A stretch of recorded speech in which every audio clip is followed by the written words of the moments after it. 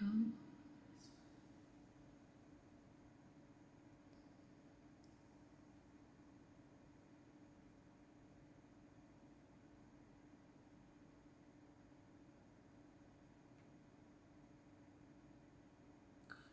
outside airplane.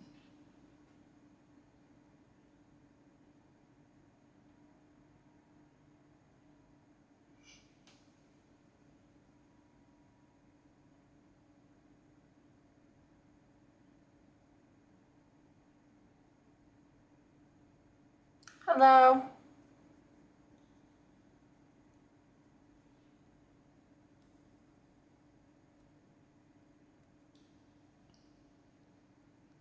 So crazy. Dang it.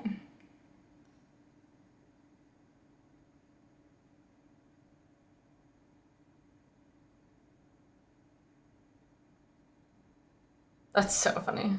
Stop it. Dang it. No, okay, so this like nothing that you're ever going to care about. But this house that's on the way to my grandma's house is for sale, and it's like never been for sale before publicly, like since it was built. And so I was trying to send it to my mom just because we like being nosy, you know? And it's like you have to sign in to send this house. And I was like, dang it, I don't want to sign in. I'm drinking a protein shake with chia seeds. Yuck. Gotta get my chia seeds for the day. Dude, why is it so thick?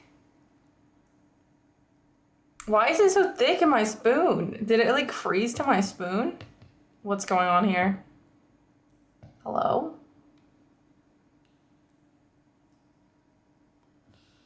Hi, Michaela. Ads, hopefully it doesn't, are you saying ad, like addy or ads? Oh, there's peanut butter on it.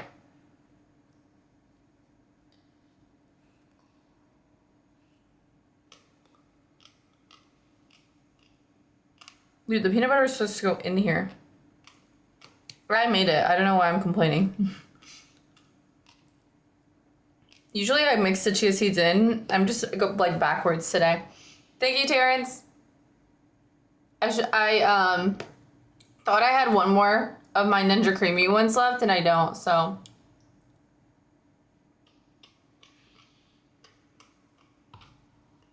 This one was made in a Ninja blender, but not a Ninja Creamy.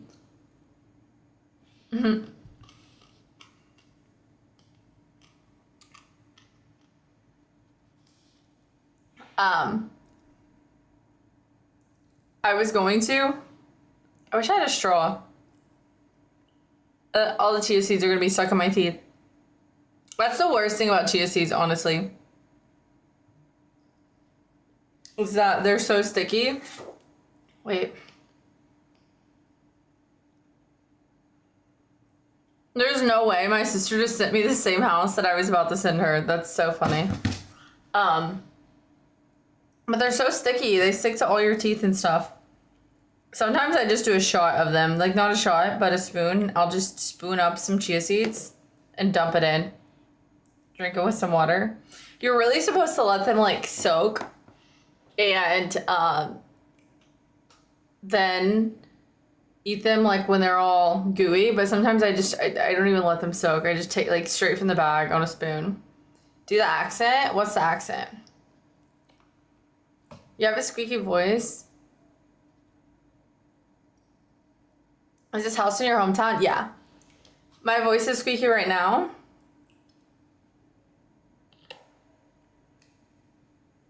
I don't know. I thought I was losing my voice yesterday, so it might be still that.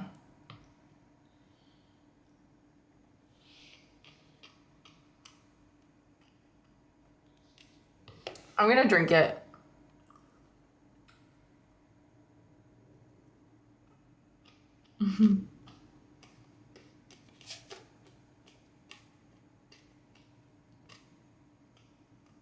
We would need Juice God to call in. Hi, Judge. Is that cold foam coffee? No.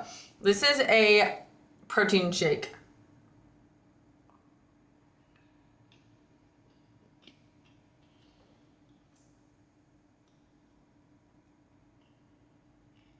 My audio is high pitched.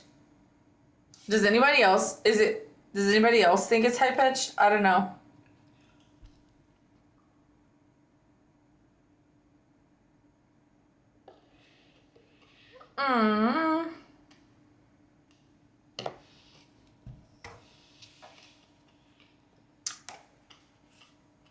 I need a napkin. I was hoping you were noisier. Stop. I worked out. It's been storming all day. All day. It's like maybe it stopped raining for just a split second. But it has been awful storms all day. I actually slept really good when I went to bed. I still woke up early, but I slept so good because of the storms. I love the sound of rain on my roof. Like, I don't have a metal roof anymore, but my grandma did when I was growing up, and I loved staying at her house during thunderstorms and listening to the rain on the roof. It was just so freaking amazing. It's fixed now. Sounded funny. Chipmunk voice. I hate that. I don't know why I was doing that.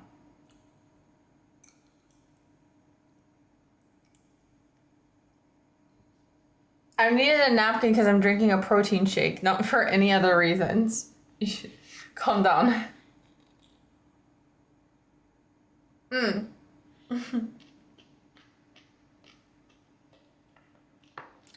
What did you guys have for breakfast today? I need to meal prep some breakfast because I'm not doing too good with breakfast right now.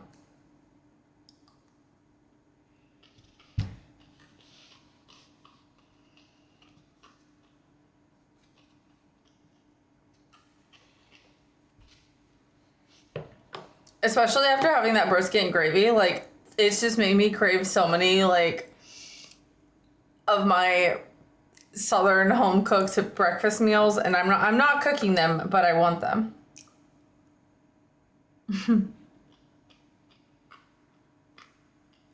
A Coke? That's what you have for breakfast?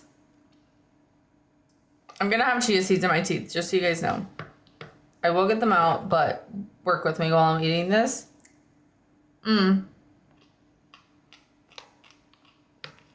Also, I don't just like a cold shaken protein shake. I blended this one with ice, so I like to make it kind of like a frosty. This girl I know, she went to the Asian bakery, bought these tarts with egg in them. Oh my gosh, I know what you're talking about. Yeah, the sweet egg, like, custard tarts, right? She cut up some strawberries and blueberries, put them on top, and then shared them with me. They were amazing, right?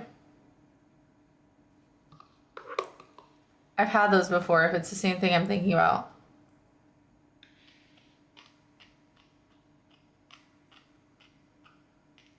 I bet you they had them at 85 Degrees Bakery.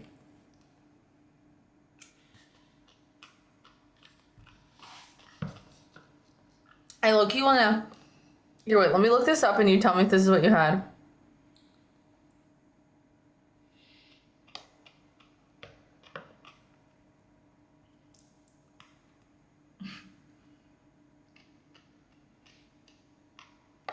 That was gross.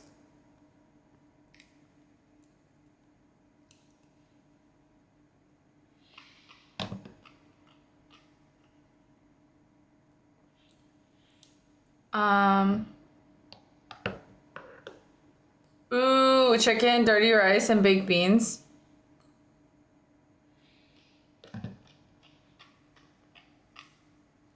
That sounds amazing. What are you doing? Squats at the gym today, or what are you doing? I did arms. I did chest and back. Chad, welcome. Chad, I literally the black bodysuit outfit that you got for me a while back. I literally wore it yesterday. Guys, I'm not even on multi-stream. If you're on YouTube, I'm so sorry. I've been ignoring you.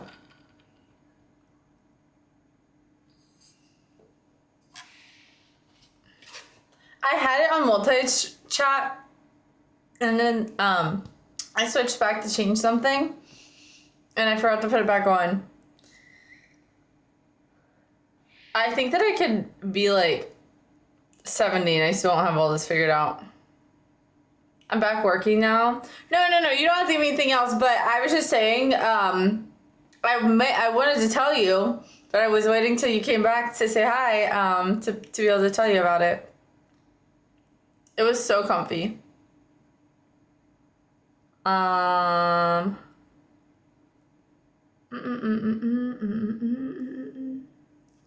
have so many things.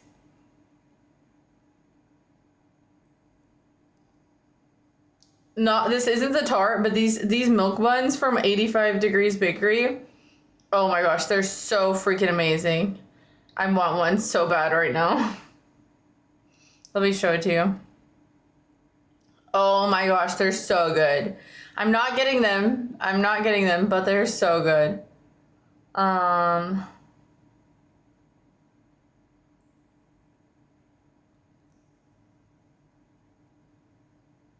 Get me some. She doesn't stop.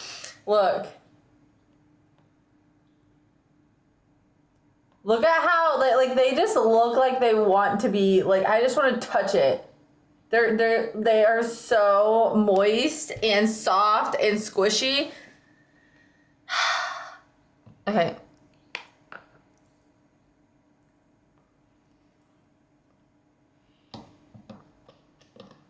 They're milk buns.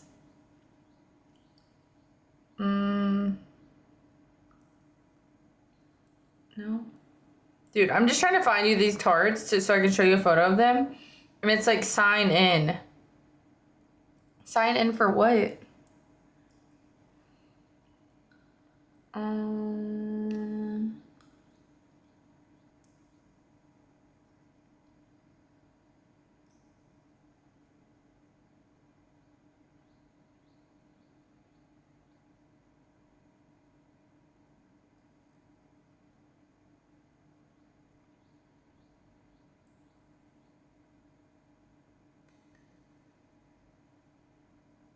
So they have different ones. They have... I found them. Stop zooming out, bro. Dude, this thing is being so annoying.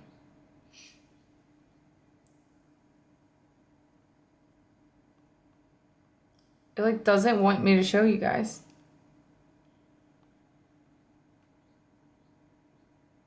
It's right here.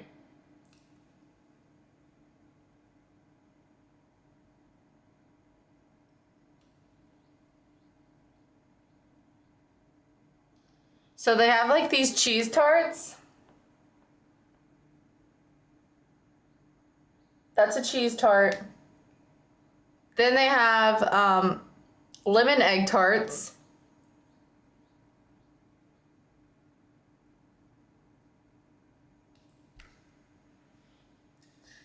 I've not said anything in a while. Literally everything they have looks good. Like, let me just show you this.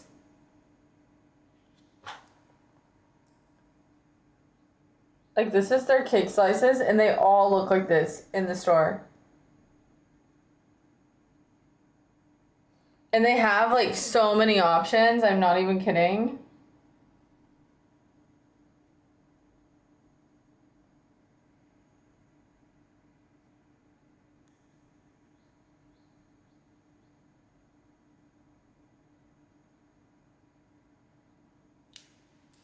Hi, Teresa.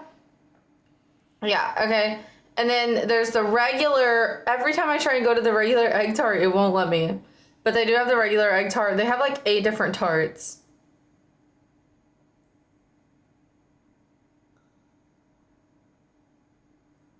Thank you for the follow. And then they have these like cup desserts. I haven't had any of those, but they always looked really good.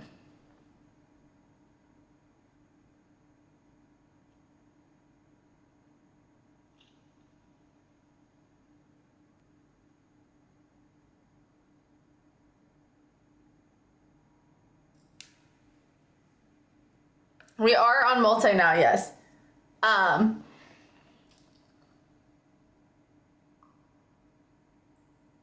Let's see. Oh my gosh, also, I saw this item on Marketplace. Okay, I don't have a very strong core. Okay? Not to change the subject from the bakery, but to change the subject, or else I'm just gonna get hungry. I don't have a very strong core. And it was like this thing, it's like a saddle, and you sit on it, and basically it's like you're riding a horse, but it's supposed to eventually, like you can do it like while you're sitting at your desk. Like, it's kind of like a walking treadmill, but it's not. It's like you're riding a horse, but like they advertise it as like, oh, like work from home, get exercise, yada, yada, yada. I was like, oh, that's kind of cool. And they're usually like for the nice ones, they're like $500 to $600, and this person was selling it for like $150. So I looked it up on actual like the website that it was from. Totally innocent website, like no red flags at all. I'm like reading these like success stories, and then I go to the reviews. Okay, I'm like, you know what? I might get this. Like, this would be so cool. Like, maybe I could easily like up my core strength. And when I tell you what these people were writing in the reviews for this innocent exercise machine, I clicked out of it and I never want to see it again. And I haven't been able to stop thinking about it because I'm just so scarred.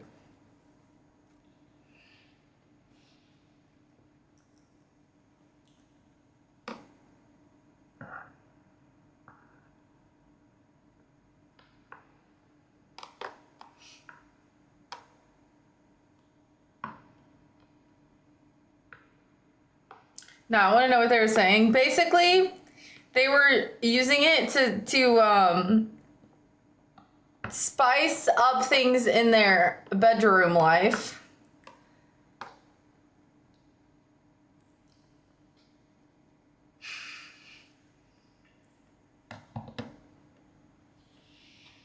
Like, a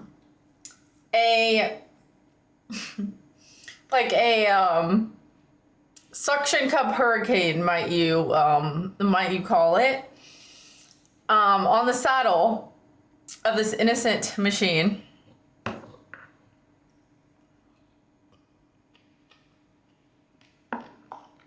And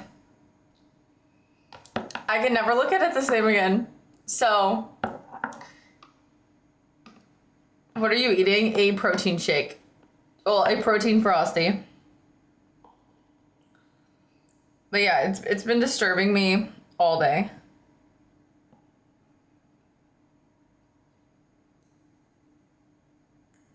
What kind of machine? Oh no, it was supposed to be. It's like it was a core machine that was pretty much like it was like a saddle that it's supposed to stimulate your core muscles, but people are using it for the wrong reasons. Okay. Hi, I make it rain. Howdy. But I do want a walking treadmill, but I would have to get like a riser for my desk if I was gonna do it like while I streamed.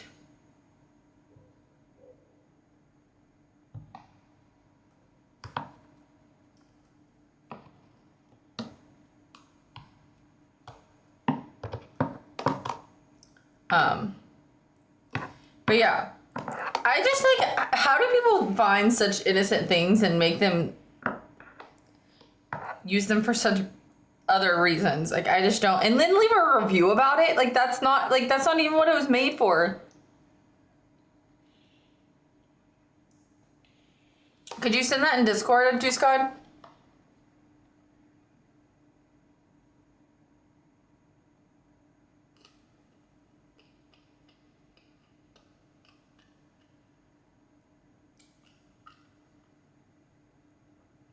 Um, yeah, I don't know.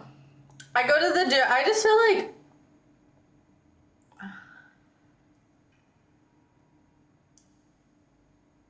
I don't know. I don't know.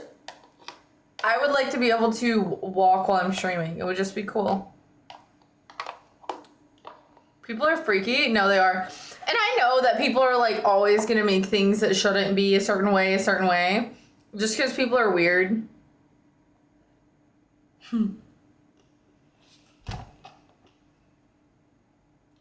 They typically are, but it is a very stormy, rainy day, and I have a sports bra on because I went to the gym. So, I mean, I guess I could have put a dress on, but it's just such a rainy, miserable day outside.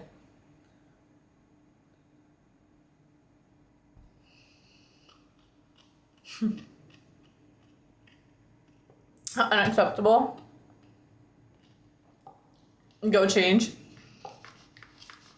Imagine I just in stream. Start over.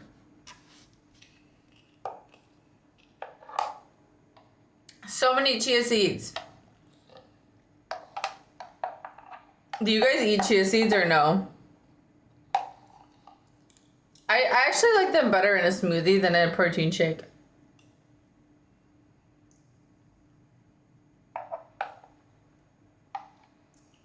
The only reason that I eat them is because they have they're such good they're such a good source for fiber.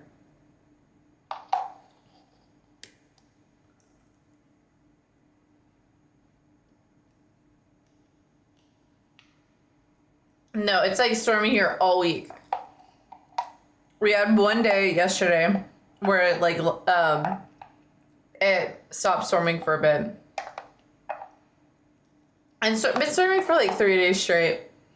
But even before then, like we would not have any like rain on the forecast, and it would like a cloud would come out of nowhere and it would just be a random storm.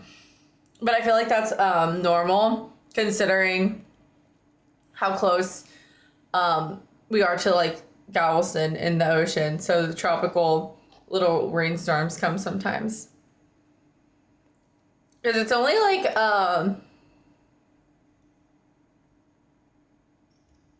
it's less than an hour to get to Galveston for me.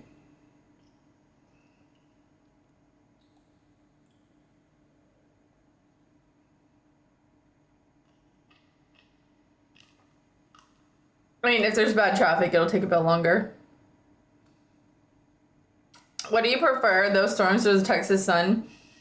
I like the storms sometimes, especially because it waters everything. Everything stays so dry. But I will say I do like the sun.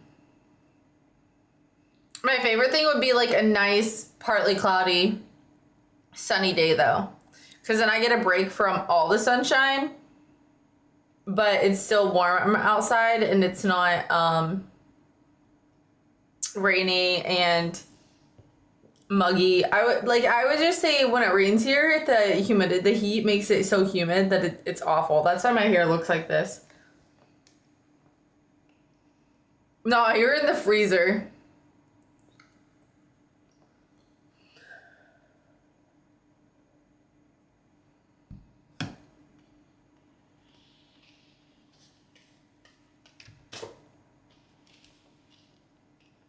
What is your phone on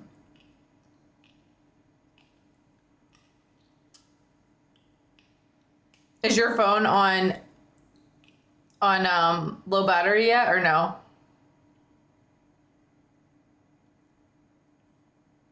It's cold in here. Wait, I gotta see what did he say?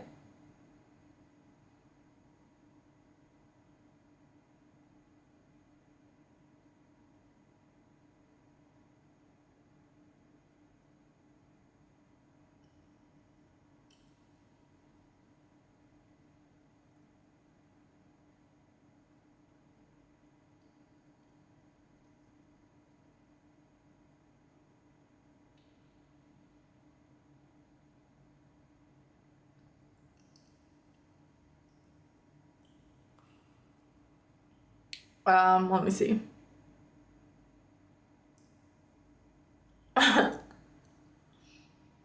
Opens the fridge, lifts TJ out, closes the fridge.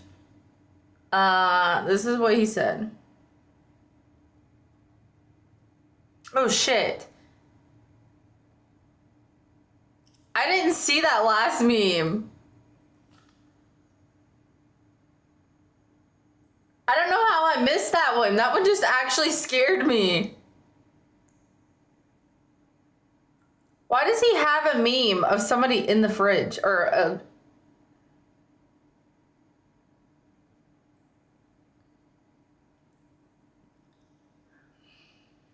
That actually just scared me.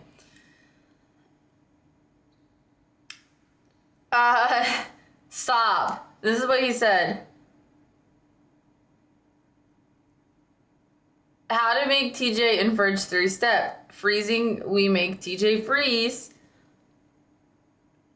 And then you said what? And he said just chilling in the freezer. And then he said I can't. And you said you're gonna need a bigger freezer than that. And he said, TJ, I doubt it. Don't worry. I have a big one just for meat.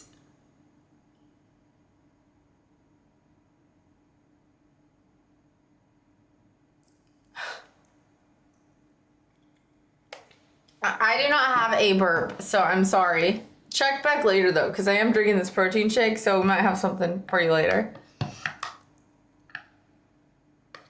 I don't know why he wants to freeze me so bad. I'm kind of scared. It's because you won't go get shawarma. Hi, Tay. What do you like to eat? What is your go-to? I would say like my favorite, like one of my favorite foods is I love like Asian dishes. I would say the most. Like if I had to eat something for the rest of my life, I don't know. I really like Asian dishes.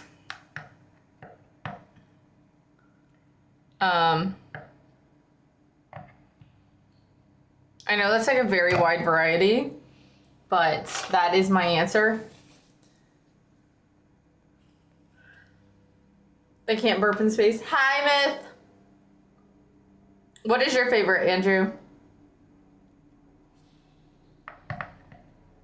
Why can't you burp in space? Is that true? Are you saying that those astronauts who went to space for like a year, they couldn't burp the whole time they were there?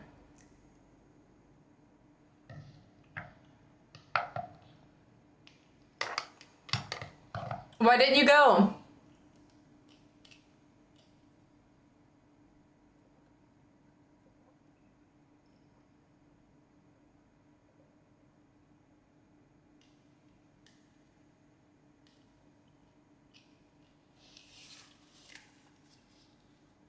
Andrew, do you like spicy?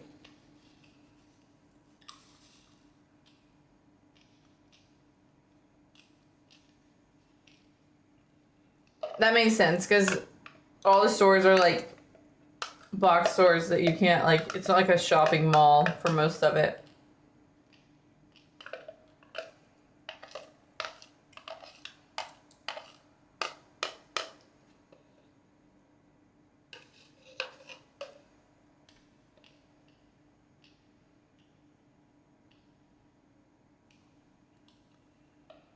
All of these chia seeds are gonna expand in my tummy.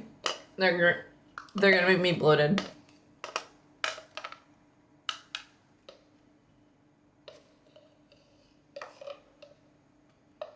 Why do you know so much about astronauts passing gas in space?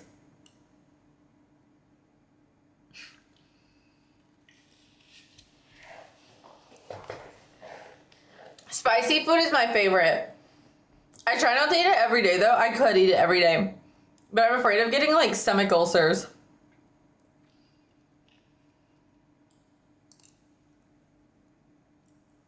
I know, I'm so scared. I'm not, but I am at the same time. It's not even her, like, I mean, I guess June 1st is coming at rampant speeds, but I'm not ready for a hurricane yet. Just not. I love gloomy and rainy days. Yeah, but it's been this way for like a week. Not yet, Tay.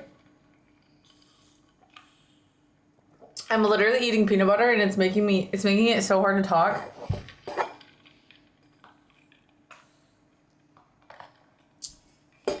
You're a food blogger. I might make something spicy for dinner. I don't know. I don't know what should I do for dinner tonight, guys?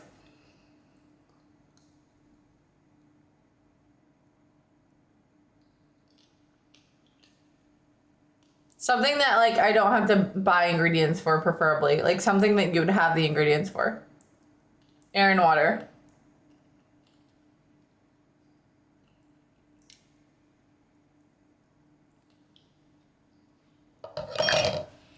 Another protein shake. Also, shout out to everybody on Twitch. Yeah, shout out to everybody on Twitch. Tay, do you like the YouTube chat? Guys, who wants to know the updated hours?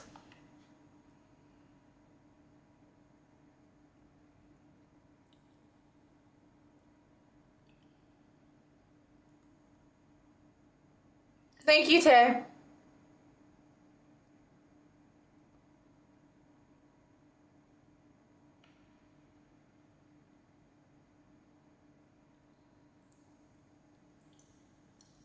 It's 7:26? No.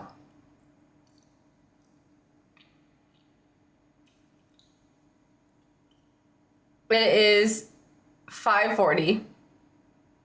Hi, Sam. I like gloves. What kind of gloves?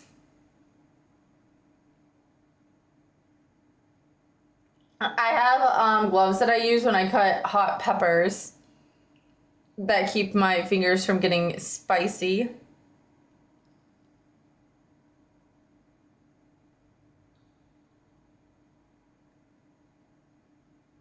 Lex, yes.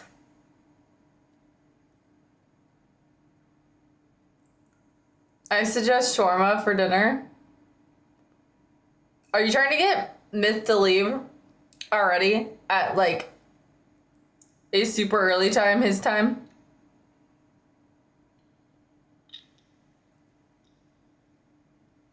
Ah, no ads. That's nice. That's nice. I forgot about that.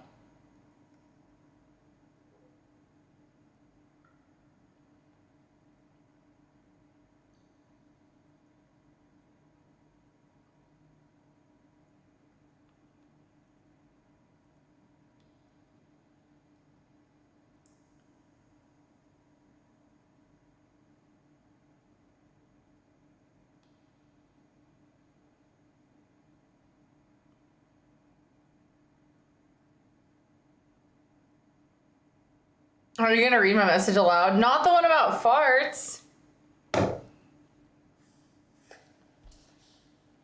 Oh, I didn't know he was here.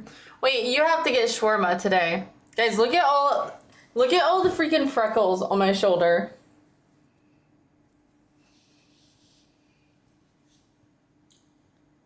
Like, it is actually so bad. We gotta keep them covered. Same. Some people need to hear it. I'm driving into a power pole. Do not drive into a power pole. Are you on the road right now? Are you driving to work? Make it chicken noodle soup. No, it's so hot here.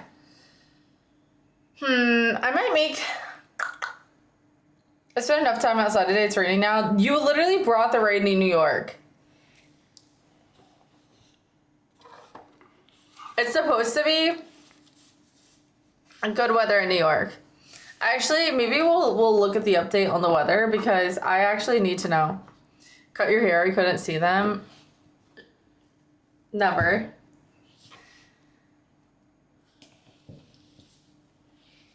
I didn't bring anything but myself to New York. Hopefully you did not bring the hail though, right? Ow.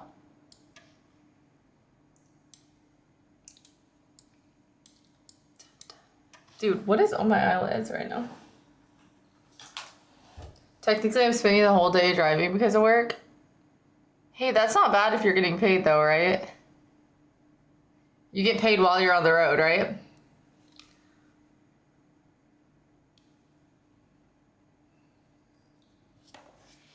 All right. Did you bench press? Yes. Why? Am I looking swole? Because that's the plan, Dan. I can tell.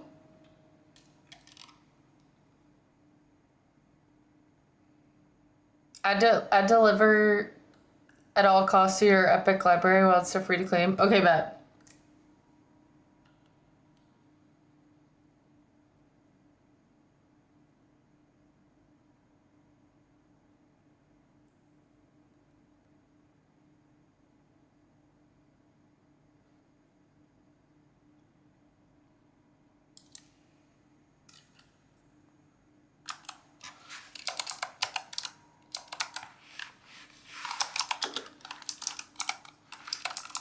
Guys, we are going to have a weather segment today because... Wait, what happened to my guy? Sorry, that was dramatic.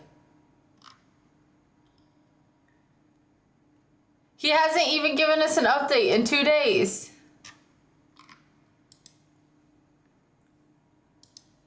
Hello? You cannot go on vacation when I need you the most?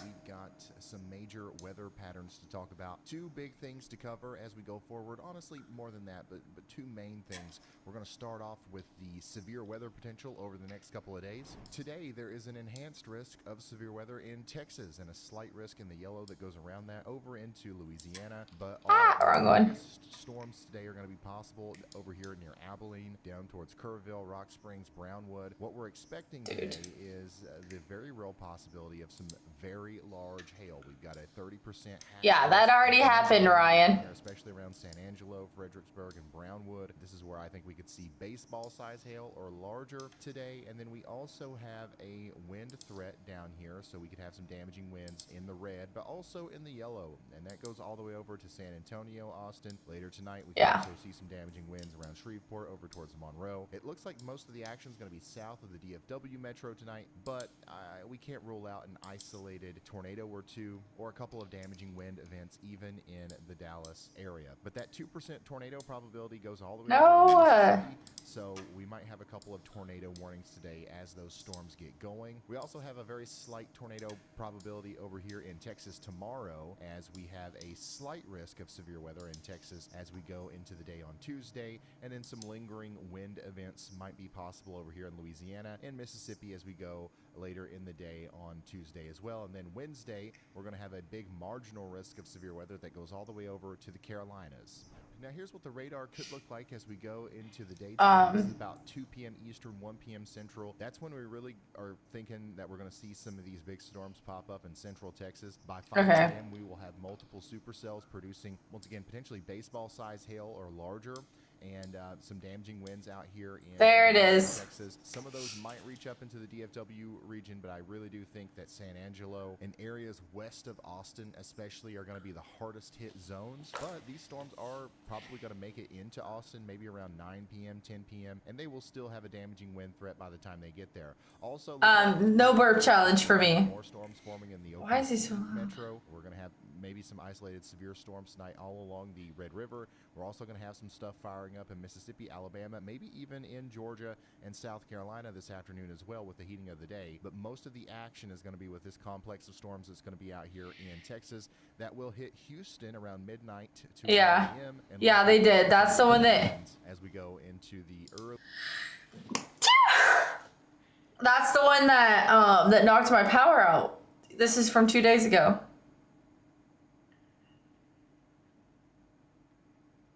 Morning hours tomorrow, so get ready for that. Once that's out of our hair, honestly, the big severe weather events are going to be for the most part over, but we are going to have more supercells forming near the Mexico border as we go into the day tomorrow, so we'll have to watch that, and there will be some severe weather incidents over here along the East Coast. People mention that in your stream all the time. Yeah, it's they're talking about my period, which is odd. Early this morning in Oklahoma. I'm never telling you guys when I'm on that period again. Rain pattern is going to continue into today as we have this large slight risk of flash flooding and excessive rainfall that goes from San Angelo and San Antonio all the way up past Dallas into Little Rock, up there towards Memphis, and even into Middle Tennessee today. We could see some pockets of heavy Weird, yeah. flash flooding. It doesn't stop today, though. We'd have 3 separate slight risks tomorrow, as we're going to have heavy rain in eastern Kentucky, southern Ohio, portions of... Dude, what? Did he get, like, swept away in the rainfall? I need to know my weather tonight, my friend. We can tell when you are anyways. You guys can just guess. It was about... exactly 4 weeks ago today. 2 out of 4 risk of excessive rainfall out here for Austin, Texas. Over the next 7 days, we do expect that there's going to be a lot of rain down here in the deep south. So in Texas, specifically north and west of San Antonio, some places could end up with maybe over 6 inches of rain. Yeah, we've got 6 inches for sure. We're talking about 2 to 4 inches of rain across a lot of eastern Texas. Most of the state of Louisiana could expect 2 to 4 inches of rain. And then down here in southern portions of Mississippi, we're expecting a lot of rain as well. And then there's going to be isolated pockets of heavier rain in Alabama, Georgia, Tennessee, and Kentucky, also as we go through the next several days. And this will lead to isolated instances of flash flooding. So if you live in a flood-prone area, make sure you are heeding those warnings as they come out. And we're about to dive much deeper into that. Let's dive. Let's shout out today's awesome sponsor. Coffee, don't things have it, but now saving snakes for building a gold blade culture that's defended by just some subtle little disturbances in the jet stream. There's no big major things happening that are catching my attention in the near term, but once we go deeper into the future, especially right as we get towards the end of May and as we flip over into June, that's where things start getting a little bit... Oh, shit. We start to see a very synoptically driven weather pattern where we've got this huge ridge building in the west, and also guys, there's a ridge. It's not even a trough. Oh, there's a trough in the east, and then there's a ridge. Northeast especially, okay, well below average for a lot of the eastern and even central portions of the United States. Okay. We're going to have all this air kind of rushing in. Hi, Richard. And it's also going to send temperatures up, way up in the west. And we could be talking about actually some dangerous heat in California as a result of this major ridge that's going to be forming here. Take a look at these temperature anomalies. Okay, I'm watching. We're definitely going to continue to be below average for May standards. Okay. The next couple of days along the eastern part of the United States. We're talking about 30 degrees below average. 30. In North Carolina and Virginia on the 27th. We're going to have widespread 10 to 20 degrees below average temperatures continuously. I was going to say, it's hot as hell here. I think it's 30 degrees hotter. For the foreseeable future, and especially as that trough digs down, that's not going to go anywhere. So we're going to continue to have below average temperatures through the beginning of June. I mean, I went outside this morning and it felt like almost like a late February morning. And that kind of feeling, especially in the morning and the overnight hours, those low temperatures being abnormally low for May, and that's going to continue over here where you see the blues and the purples for the next several days. But notice what's happening over there in California, man. While we're getting below average, they're getting above average and significantly above average. Some places will be 20 to 30 degrees above average, and some places will even surpass that as we go into the first day of June. May 31st here, we could see temperatures exceeding 110 degrees in a lot of the central portion of California. I don't like the color of this one. So we're talking about 105 degrees widespread across even some very populated areas of California, and then there will be some places that exceed 110 degrees. So this is going to be dangerous heat. And then even down here in southwest New Mexico, extreme southern California, we're going to be well over 100 degrees. So just a huge heat wave happening in the last couple of days of May and the first day of June. So make sure you're ready for that. It's going to be dangerous heat for a lot of people. And of course, the ridge is not going to persist forever. After that bulb of heat starts to move over the Rockies, it is going to persist, and it is going to bring some warmer temperatures in the central plains and eventually over to the East Coast. We're going to be having fun in the sun maybe by the time we get to June 3rd. But notice what happens here. We're seeing a big bowling ball trough dip down into California. So this is probably going to bring some stormy weather even into the West Coast. It's going to bring winds up across the Rockies in the Intermountain West. And then as that trough ejects over the Rockies and starts interacting with all of this heat that's building up From the Gulf and the eastern side of the U.S., we're going to have another. I needed more color, yes. It looks like it's actually not very common that we see a big trough like this swinging over the Rockies in June. Swinging over the Rockies. Instability. We're going to have tons Okay, wait. Let me see if Max put up a new one. Let me see if Max did a new one because this is old news. Bum, bum, bum. Old news. Max Velocity 10 hours ago. I knew I could always count on you, Max. Two large storms are coming to the Tell me about it. You guys hate his face, but that's not very nice. A bunch of different problems, including the return of significant severe weather with damaging winds, large hail, and tornadoes all a possibility. Additionally, we are expecting much warmer weather as we go into this week. Yes, it's hot. After some of the coldest weather that we've seen all May. Hi, Max. Everybody say hi, Max. Break down exactly what you need to know about the weather that'll Break it down. Break it down for us, Max, okay? And we'll begin with what's happening across the country today, and we've actually had a lot of big storms over the last 24 hours, mainly back over in Texas, New Mexico, and Colorado. TJ, were you a bully in high school? Be honest. Bum bum bum bum bum bum bum bum.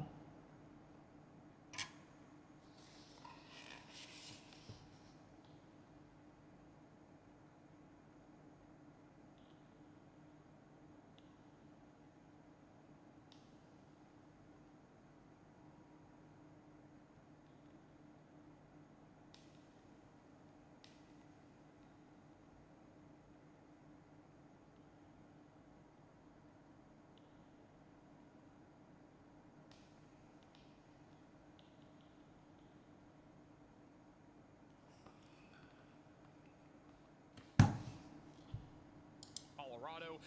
Everyone needs to be bullied a little, but they don't need to be called a thumb. Texas, most of which were large hail and wind producers. Didn't really see much in the way of a tornado threat yesterday, but we are expecting a tornado threat today in areas like Texas, Oklahoma, See? and back up into Kansas, where we're expecting all. There's been tornado warnings today. Possibility. And then back I haven't lost power today, though, which is crazy. falling in addition to tons of moisture, and we are expecting showers and thunderstorms to continue today with a little bit more severe weather in the southeast and as well as tomorrow, and there will be a slightly more significant threat of severe weather on Friday for parts of Georgia, South Carolina, and even North Carolina. Now let's talk more about the weather pattern that'll be impacting the United States over the next 7 days, as this will directly impact how we are going to be seeing significant severe weather for the next 7 to 10 days. Beginning with what's happening right now, we actually have an upper level low that is spinning over the Midwest today and as well as tomorrow, and this is actually helping to fuel the threat of severe weather. Oh. Yeah, turn that around and put it in the other direction. Gradually move further east, and I think Thursday we're not talking about anything crazy for severe storms, but as this storm moves further south, it'll actually intensify and bring the threat of a more localized threat of significant severe weather back over in the southeast on Friday, with damaging winds, large hail, and perhaps even a couple of tornadoes being a possibility. And then by Saturday, this storm system is all along the east coast, large troughing, which will continue to bring cold weather to the Midwest, Ohio Valley, Great Lakes, in addition to rainfall across areas like the Northeast. Notice how things are somewhat quiet back over on the West Coast. We got a little low pressure system back over south of California, but by no means is that significant, at least for Saturday or Sunday. But by the time we go into Monday, that low pressure system will start to move off to the Northeast as a larger scale trough develops back over on the West Coast, and this should bring the threat of severe weather on Monday to the Central Plains, where all hazards of severe weather would be on the table, and perhaps even a bit more of a significant day for severe weather, either Monday or Tuesday, depending on the evolution of this low pressure system. And then on Tuesday and Wednesday, things start to get a little bit more uncertain, but the general synoptic weather pattern is hinting at a very large scale low pressure system over the Rockies. And notice how we have a Logan, you're actually a storm chaser? Like, actually a storm chaser? Because we need you in this community if you're a storm chaser. We need you a part of our friend group. Thank you. Hi, Hawk. I am focused. But wait. My plane needs to fly through all that to get back to Texas. See, this is what you gotta be watching. Yeah, did you not realize? I mean, your name is Storm Chaser, but you could, I don't know what kind of storms you're chasing. of southwesterly flow in our upper level winds, and this should actually promote a more elevated threat of severe weather, likely beginning around Wednesday and going all the way through. Let me just give you VIP.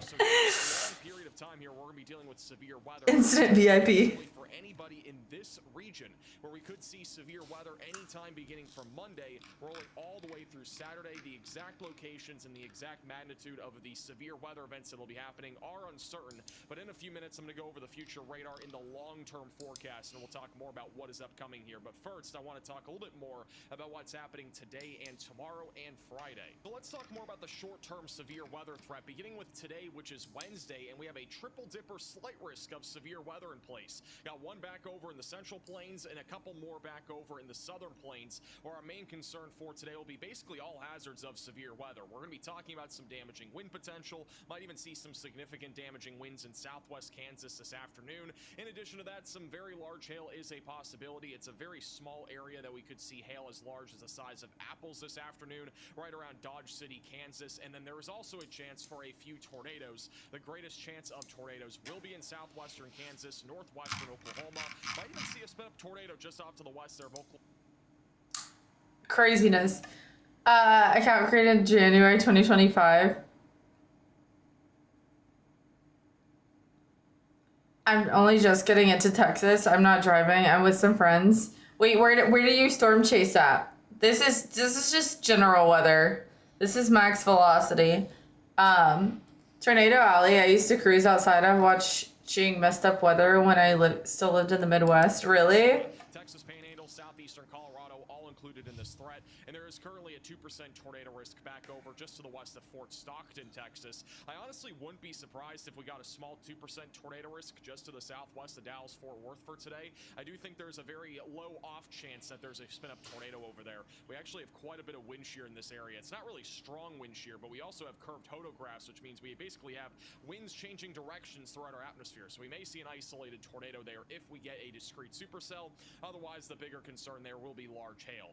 As we go into Thursday, the threat of severe weather will be shifting even further south and further east. Another large marginal threat of severe weather in place for basically any state along the Gulf Coast. We've had this for about 4 or 5 straight days now. It is just endless down here. We are expecting at least some isolated severe weather on Thursday, with the main concern being 4 big states for Tornado Alley. I've chased over in Dixie Alley too. An area that I would outline at this point that has any potential of really seeing a more, at least concentrated threat of a tornado for Thursday. Now let's talk more about the timing for severe weather for Wednesday all the way through Friday, beginning with what's happening today. Some scattered showers and isolated storms will be out there. I'm scared of that, honestly.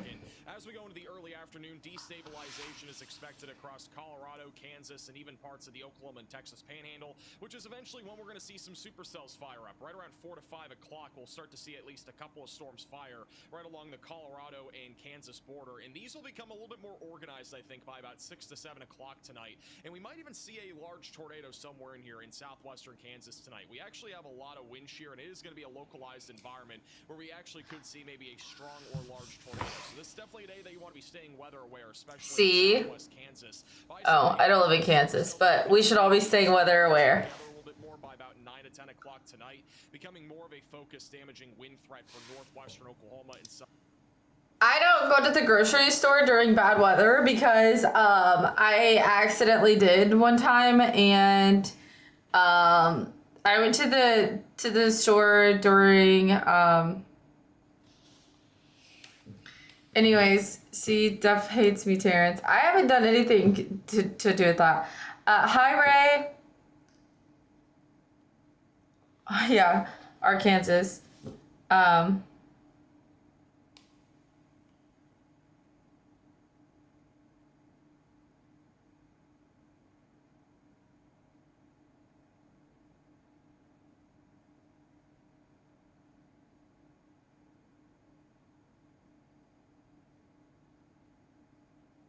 Yeah, what was I gonna say? Oh, I went to the freaking, I was at Kroger like last year when the derecho, or however you say it, DERECHO storm came through Houston, and that is basically a rare fast moving band of thunderstorms that can be as strong as tornadoes or hurricanes, but they only last a few minutes. And I'm not even kidding. Like, it picked up all like the shopping cart return things with the shopping carts and like threw them all over the parking lot. The store didn't have power. The like manager of the store didn't even know what to do. Listen, it's actually funny because one of my friends that lived in an apartment that was like near the store, that was I was like, oh my gosh, like that store was crazy, whatever. And they were in the liquor store that's next to the Kroger that I was at. And I was like, man, that was like, cause my experience at that grocery store. Oh, thank you for the raid, by the way. My experience at that grocery store during the storm was like everybody was panicking, like the manager wasn't very nice, and my friend that was at the liquor store was like, oh my gosh, they were so nice. Like the lights were out, like they gave us all water bottles. They were giving out free samples, like free bourbon, like alcohol samples, like bourbon, seltzers. They were just giving them free alcohol like samples in line. But like, no, at Kroger, they were just not very nice. I don't even know like how to explain it all, but I was like, man, I wasn't trying to get no alcohol. I didn't need alcohol while I was sitting there, but I was like, man, a bottle of water would have been nice because we were stuck there for like an hour. The weather has been nuts lately. It's been so crazy. And then I think I told you guys about it when it happened, but there was a girl that was standing next to me, and she had, which I'm not saying that she should have done this, but she had gotten one of those like sushi trays. And we were waiting in line. We were like waiting in line to pay, and their power went out. All the servers went down. By the way, hi BJP. I hope that you're doing well. And she had like been eating this sushi while she was standing in line, like with the chopsticks, whatever. She like fully planned on paying for it, but since the power went out, the storm craziness, they were like, nobody can make any purchases. And she even like went as far, because the manager was obviously out there, she even went as far to be like, hey, I have cash, like I'll give you the money for this since I know like you can't ring me up. And the lady just starts yelling at her. She's like, you're not allowed to open any like product until you've paid for it. And we were stuck inside the store for over an hour. And she was like, when we were talking before this all happened, she was like, I just got off work, I'm so hungry. But she's like, I'm thinking about eating this sushi. And I was like, I'm not gonna stop you. So she ate it, and then she got yelled at. And I was like, hey, don't take it too seriously. Because, I mean, what are they gonna do? When the power goes out, they're gonna have to throw all that shit away anyway. So it was pointless for her. I mean, like, yes, she should have waited till she could pay for it. She had the money. The girl, I feel like the manager was just overwhelmed. And, yeah. Have you ever been to Kentucky Lake? Yes, I've been to Kentucky Lake. And yes, I am from Kentucky. You should have given that employee a hug. Something was wrong with her. Oh, I was not getting near that lady. She was off. She was not happy. She was turned on in the wrong way. Like she was ready to be the person to yell at anybody who needed to be yelled at.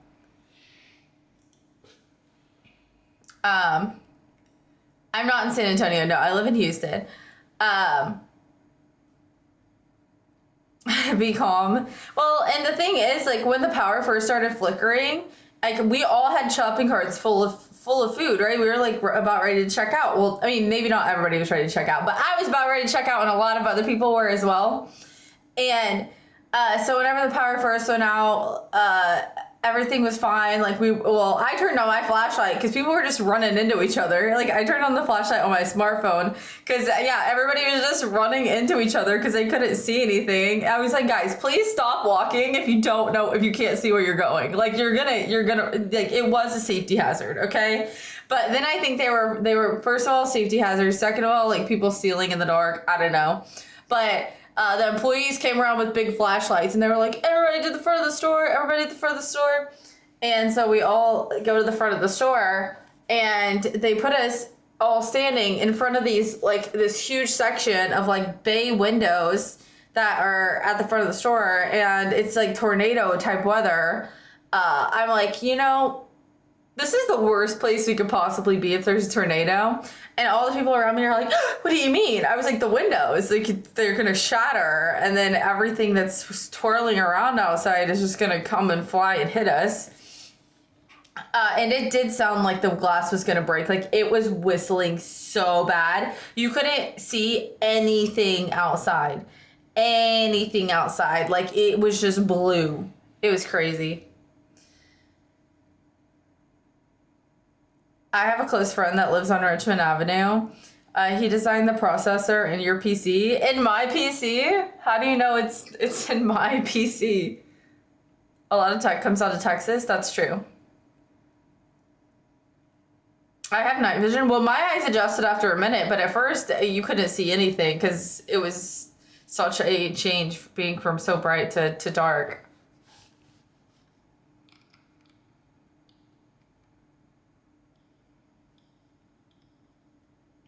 All my relatives on my dad's side are from that area, and nobody took this as an opportunity to sound like you, to say you sound just like your mother.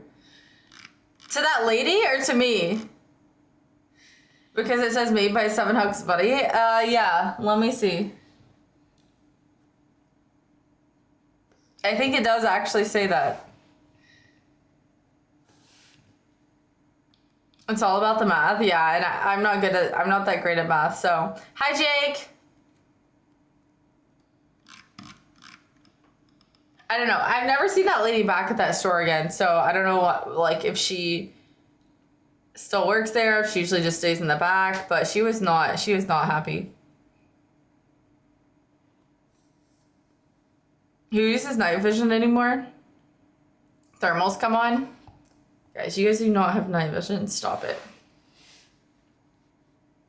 Southern Kansas, and by 11 to 12 o'clock tonight, this area of storms will begin to weaken as it moves into Oklahoma, but isolated damaging winds should continue, and then by the time it reaches Tulsa, I think gusty winds will really be... I was thinking, though, if this glass breaks and I get any injuries from it, I told them so, because luckily the glass didn't break, but if the storm would have went on for like 5 more minutes, it probably would have. I'm not even kidding. It was bad. And I also felt bad because another lady that I was talking to, like her husband kept calling her, and like she didn't have good service, and so she couldn't really talk to him, and she was getting frustrated. And then we started talking, and she was telling me that she was still like an hour and 40, at least an hour away from her house, because she stops at the store closest to her job because it's a better location.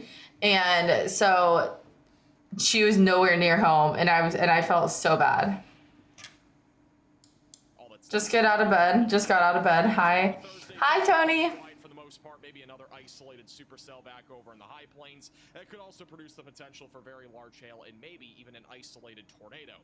Back over in the southern plains, things are going to kick off a little bit earlier in the day. We're expecting storms to start around 1 to 2 o'clock, mainly just off to the west of Dallas-Fort Worth near Abilene, Texas, where large hail will be the biggest concern, but there is a chance for an isolated spin-up tornado if we see a discrete supercell somewhere out here just to the southwest of Dallas-Fort Worth. By about 5 to 6 o'clock, these storms will start to cluster together more, becoming more of a wind and hail threat, but a low tornado risk through about 7 o'clock tonight, and then by about 9 to 10 o'clock, most of the storms will be dying off as daylight heating starts to wind down. And then as we go into Thursday, just a few more scattered showers and thunderstorms. Most of those will be back over in the Texas Panhandle. Wouldn't rule out an isolated hailstorm somewhere back over between Houston and also the Dallas-Fort Worth. I mean, I'm not sure. I haven't been to Claire's in years. Oh, you built the Foot Locker? I haven't been to the Foot Locker in the Galleria, but I have been to the Galleria. Metroplex. And then back over in the southeast, we are expecting a few showers and thunderstorms today to be relatively scattered anywhere from Louisiana back into Georgia and Florida. As we go into Thursday, a little bit more of an organized threat of severe weather may evolve back over in Georgia and also along the Gulf Coast. But generally speaking, a lot of this just can be isolated hail and wind. We're not really expecting much of a tornado threat. Really, the big day will be on Friday. We are expecting storms to fire up during the early afternoon hours, anywhere from about North Carolina back into Georgia. A couple clusters of thunderstorms will develop and are slight risk of severe severe weather, with damaging winds being the biggest concern, but there could also be a couple of spin-up tornadoes on Friday, and in addition to that, some large hail is also possible. This is by about 4 to 5 o'clock. These two clusters will continue to move to the east, with mainly a damaging wind threat, but again, an isolated tornado still a possibility. Some storms will also develop near the Gulf Coast, once again with large hail and damaging winds possible, and then by around 7 to 8 o'clock, those storms are moving through southern South Carolina, with damaging winds continuing, and again, an isolated tornado being possible. So again, really right now, looks like today and maybe Friday are live stream days. I would say right now it's a very low chance of us going live either day, but it is a possibility, so make sure you're subscribed to the channel and click the bell icon so you're notified. Why would I want to know what's going on all across the country? Well, because I care, because all of you guys live everywhere, and I like to know what's going on in your area as well as mine. Empathy. And my family lives in Kentucky, so if it's not storming in Texas, it's usually storming in Kentucky, you know? No, I was never in Houston when it was a forest. That is true.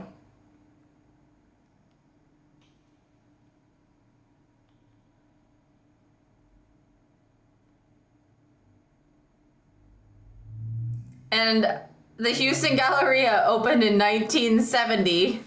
I wasn't born until 1999, so I was not around in 1970. That is a fact. But that's cool that you were 3 when it was built.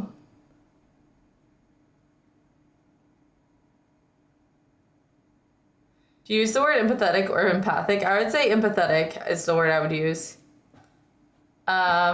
I don't think the water was ever like super blue, but maybe I'm wrong. Dude, somebody's getting attacked by a dog out there.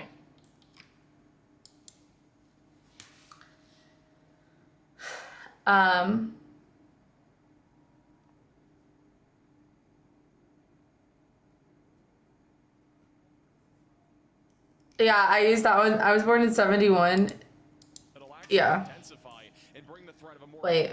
Threat of significant severe weather back over in the southeast on Friday, with damaging winds, large hail, and perhaps even a couple of tornadoes being a possibility. And then by Saturday, the storm system is all along the east coast, large troughing, which will continue to bring cold weather to the Midwest, Ohio Valley, Great Lakes, in addition to rainfall across areas like the Northeast. Notice how things are somewhat quiet back over on the Wait, I want to see this one part one more time, because I was going to send this to by no means is that my mom. at least for Saturday or Sunday. But by the time we go into Monday, that low pressure system will start to move off to the northeast as a larger scale trough develops back over on the west coast, and this should bring the threat of severe weather on Monday to the central plains, where all hazards of severe weather would be on the table, and perhaps even a bit more of a significant day for severe weather, either Monday or Tuesday, depending on the evolution of this low pressure system. And then on Tuesday and Wednesday, things start to get a little bit more uncertain, but the general synoptic weather pattern is hinting at a very large scale low pressure system over the Rockies. And notice how we have a large area of southwesterly flow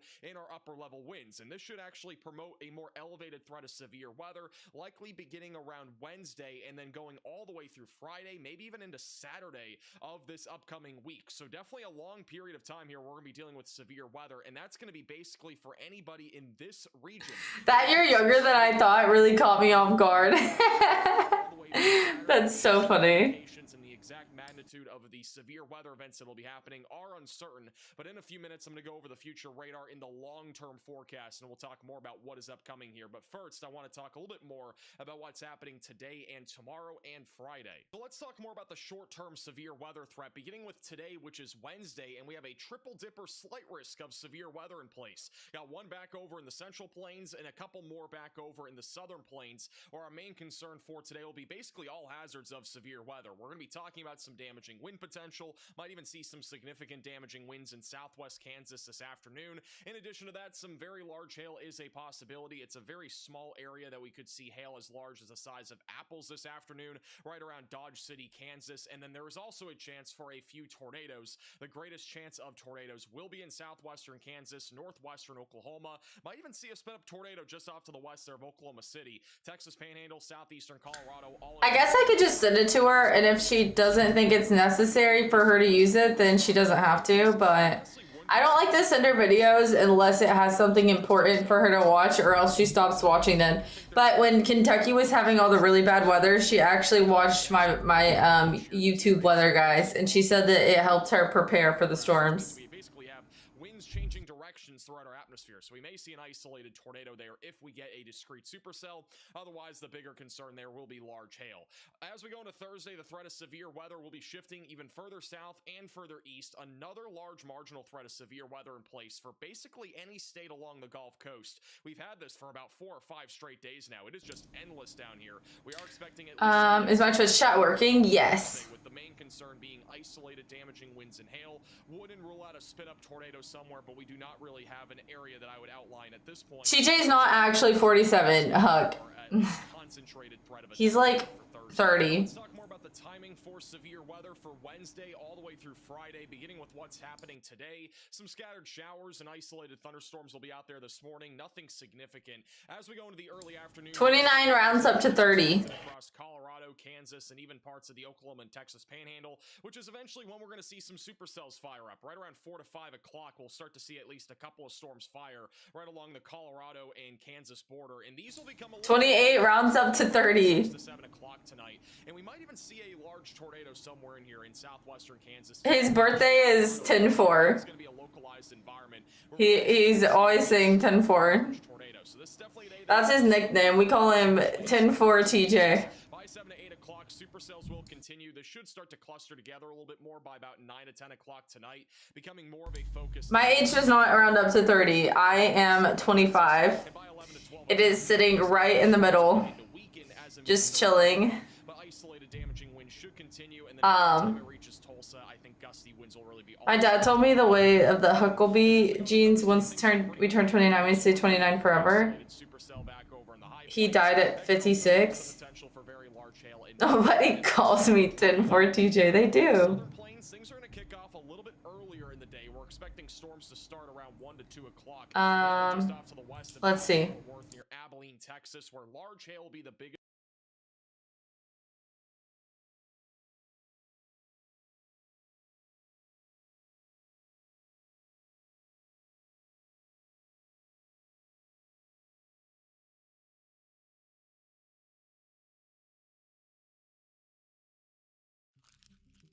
This here was the last rated EF5 tornado, the highest possible tornado rating. It may surprise you that this tornado was over 11 years ago. We are currently in the longest drought of seeing a tornado rated a 5 on the tornado rating. We have to check this the out. enhanced Vegeta scale. Why is that? It has been a hot topic of debate amongst the weather community for years now, as the drought continues. The Vegeta scale? Seem to get crazier and crazier. To get to the bottom of this, I'm scared. To dive into the theories of why this drought exists. There Why we will never see another EF5 tornado. are a number of potential explanations for this complex controversy, but I figured I'd start with the simplest. There have been no tornadoes of EF5 intensity. If you've paid any attention to the news around weather, then you know this is simply The one in my hometown was an EF4. tornadoes happen every year in the States, with some years having more than others. For a tornado to be classified as violent, i.e. a tornado that earns a 4 or 5 on the rating scale, is already extremely rare. Earns being the key word in that last sentence. To really dig into this further, however, we have to get an understanding of how tornadoes are rated. Granted, this is the key source for where the controversy begins. Here's a history lesson. Okay. Vegeta scale is the brainchild of Dr. Tetsuya Fujita, created in the early 1970s. After decades of Be honest, did you know it's called the Vegeta scale? elusive phenomena, his main tool to study them was through the damage that they had left behind. He found that most tornadoes were brief and weak, causing little damage, while others would carve miles upon miles of damage that would be beyond human comprehension. His 6-point scale, F0 through 5, would allow for the classification of these tornadoes in the most consistent fashion possible at the time.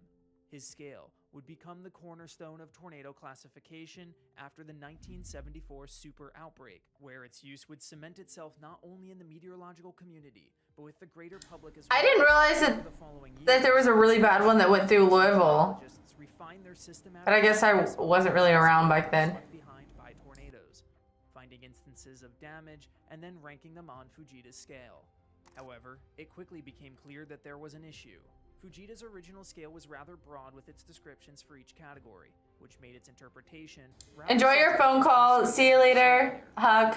To address this, Thanks for stopping by.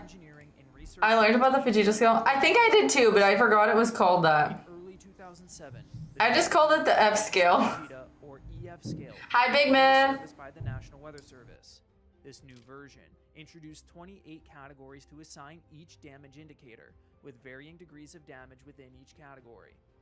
Now, damage indicators can be systematically assigned to the new adjusted 0 through 5 scale. In theory, the subjectivity was mostly eliminated. We're watching a video about tornadoes and the tornado scale. Damage is not a direct measurement of a tornado. This guy could be my best friend. I need to find him. A handful of I need to tornadoes talk to him about the tornado scales. A tool Dr. Fujita could have only dreamed of back in the 1970s. I find them very interesting and terrifying at the same time. Metric across all tornado paths, this revolutionary tool was rapidly improving and would be the most direct method yet to use in the Look at that thing. classification process.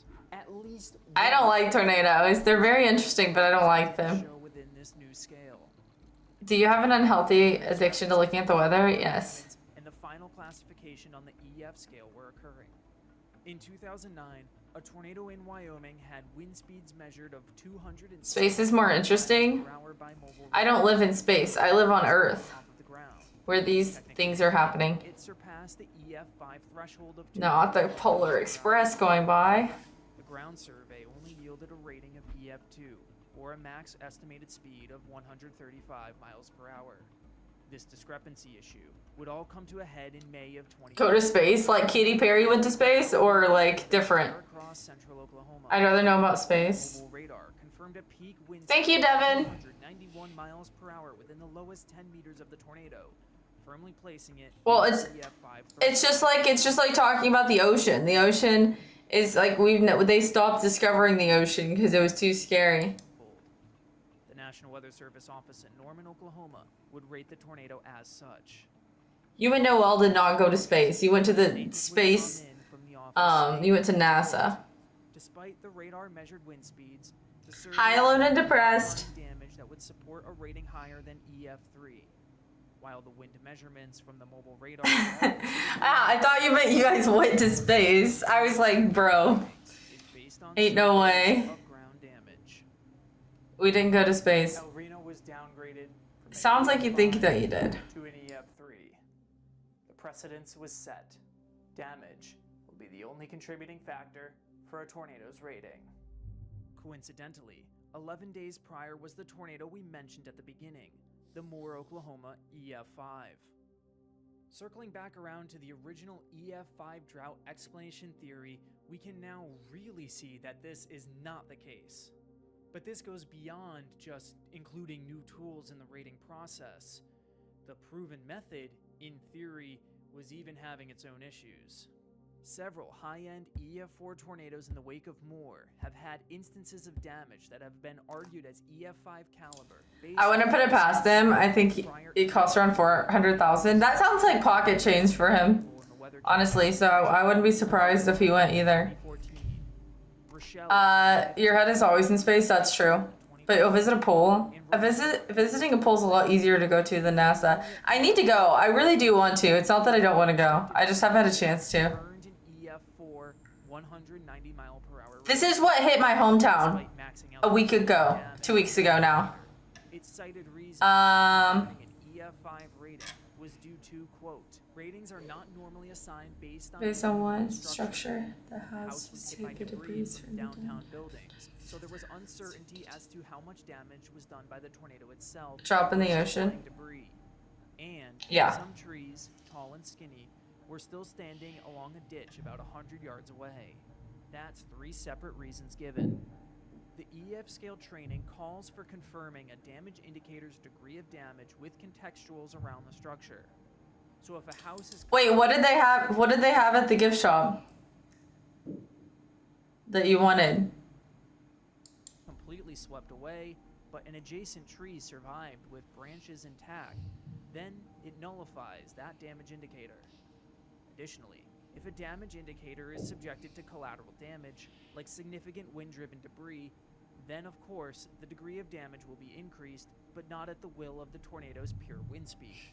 Walkie-talkies on alien frequencies. However, if we Okay. return to the prior year in Moore, Oklahoma, the EF5 damage indicators were all in an extremely densely populated area where hundreds of homes were impacted.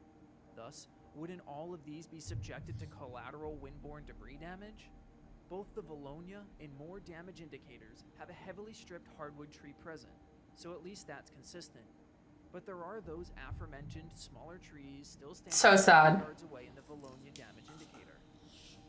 Back in Moore, Model spaceships. Where are you gonna put that? only leaning just 80 yards from the row of 4 EF5 damage indicators, which would have tapped Valonia.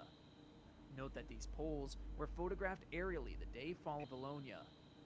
Note that these poles were photographed aerially the day following the tornado, not the replacement poles shown in the damage assessment toolkit image. And finally, if one damage indicator isn't enough to classify a tornado as an EF5, then technically that would rule out the Piedmont, Oklahoma EF5 in 2011, as it only has one non-standard indicator assigning it an EF5 rating. All of this cross-examination is to say that where the EF scale attempted to limit subjectivity, it ultimately just made it more granular, detail-oriented, and make it vary from an office-to-office basis within the Okay. National Weather Service. To further complicate things, the Piedmont EF5 and I didn't think they were life size, but like, are you just gonna put their little spaceship on your shelf in your kitchen or what? Are you gonna put it behind your streaming setup as a prop? What are we doing with it? 2011 had exceptions made in order to grant its EF5 status, which ultimately opened the door for all sorts of speculation for tornadoes down the line. If we compile all of the reasons and precedents set with the controversial high-end EF4 ratings, you can look back at every single EF5 and use those reasons to nullify every single one of the ratings, with the exception of one. Parkersburg in 2008 seems to be the most bulletproof case that would maintain its EF5 based on the additional precedents. Look at that! Like, this was a whole neighborhood turned into, like, this is, like, you put it inside of a blender and just blended it up. Like, nothing, you can't tell what anything is anymore. So freaking sad. That after 2013. But nonetheless, I know, that's what I'm saying. I couldn't see him buying, like, a random piece of, like, tornadoes in recent years. a random piece of memorabilia. All of these reasonings have been purposely used in order to withhold an EF5 rating for 11 years. Some of the arguments as to why an EF5 rating would be intentionally withheld downright get conspiratorial. The most frequent being is what I like to call the insurance agenda. If you look on Twitter, Reddit, or even in the comment sections of my past videos, there are multiple claims that the NWS withholds EF5 ratings because they are tied to the puppet strings of the insurance companies, who will do anything to pay out as little as possible to their affected policyholders. That's so bad. Particularly evil claim, it is quickly very clear that insurance payouts have nothing to do with what a tornado was assigned.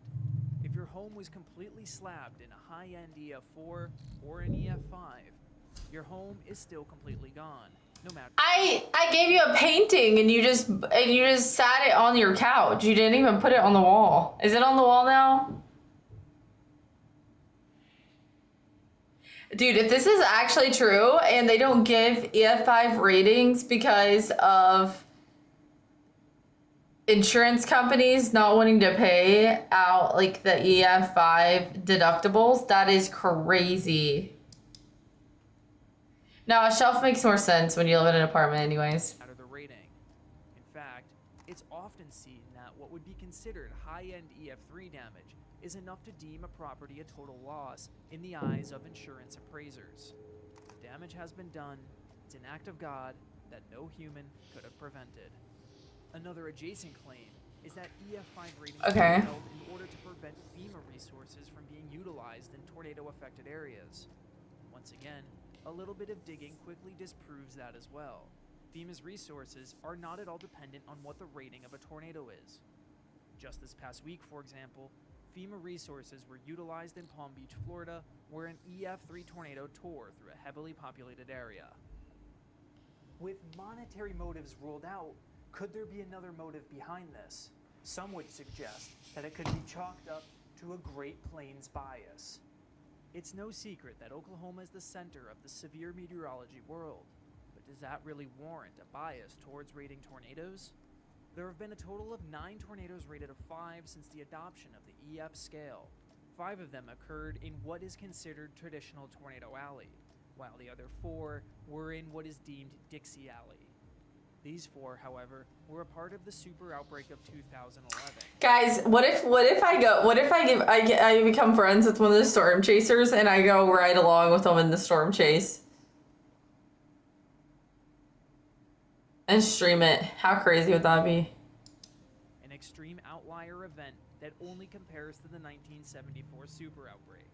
The Deep South. Call Logan. We need you back in here. Spring, many of which have been debated as EF5 capable tornadoes. Most often, though, construction standards severely lack in this part of the country, as mobile homes, which are notoriously weak in tornadoes, are often the main damage Wow. type. Even with the lacking best practice construction, tornadoes like Rolling Fork in 2023 were extremely close to breaking the EF5 threshold. It earned a 195 mile per hour rating, which naturally led to questions asked of what separates Leech. a high-end EF4 from an EF5 when it's only a 6 mile per hour gap. 6 mile per hour gap is crazy. Scientifically backed evidence of a bias when all violent tornadoes are counted in the EF scale era between these two regions. So what does this leave for reasons behind the EF5 drought? There really is no direct answer for this, but instead a culmination of factors. Firstly, as the use of the EF scale has progressed, the understanding of how structures behave in tornadoes has as well. The most common construction practices are weaker than estimated and do not withstand the brute force of even a high-end EF4 tornado. This has led to a decline in the percentage of tornadoes that have earned a violent tornado rating over the EF scale era. Over that same span, the compounding effects of precedents set by reasons EF4s did not achieve EF5 status have created an even tighter criteria for any damage indicator to have any consideration for an EF5 rating. Keep in mind, the 2013 Moore EF5 had over 4,000 recorded indicators, of which only 9 earned EF5 status. What was once rare has become impossible to achieve with human-made structures, thus leading to the final point. Okay, what's the final point? While well-intentioned, its implementation and execution were Okay, guys, I'm sorry, but do you guys think that this guy's voice is like, he needs a little auto-tune to make it a little more cheerful? It's just like hard to keep up with what he's saying because his voice is very monotone. from the start. Yes, damage is still the most consistent metric across the board when it comes to rating tornadoes. But how does the NWS not adapt to use the best tools Yeah, for monotonous. rating tornadoes? At the time of the EF scale's adoption, mobile radars were proven, getting better, and ultimately... And I don't like the way he plays the eerie music the whole time he's talking about the tornadoes. He also has like a bunch of like storm photos in the back of his thing. He has a degree from somewhere. I wonder if it's on storm chasing. becoming more abundant. While impossible to have for every tornado, its accuracy is beyond any... He looks like her, that could peels the skin off of grapes before eating them. I do not do that.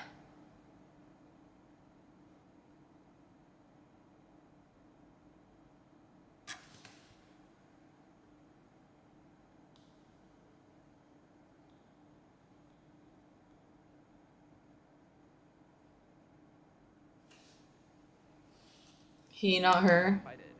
You don't have to Hi, pay Cock. for it. The EF scale authors said it themselves. Quote, the technology of portable Doppler radar should also be a part of the EF scale process, either as a direct measurement when available or as a means of validating the wind speeds estimated by the experts. Additional refinements will be possible as experience is gained from the use of the EF scale. Over the course of Sounds 17 years, these opportunities to further iterate on this version of the scale have not happened. Why? I do not know with certainty, but my theory Myth, how's the weather in Australia? is that it was simply just not high on the priority list. With the National Weather Service being a government entity, change and adaptation is not something that occurs overnight. With extremely dated He looks like he could be Dom's cousin or something.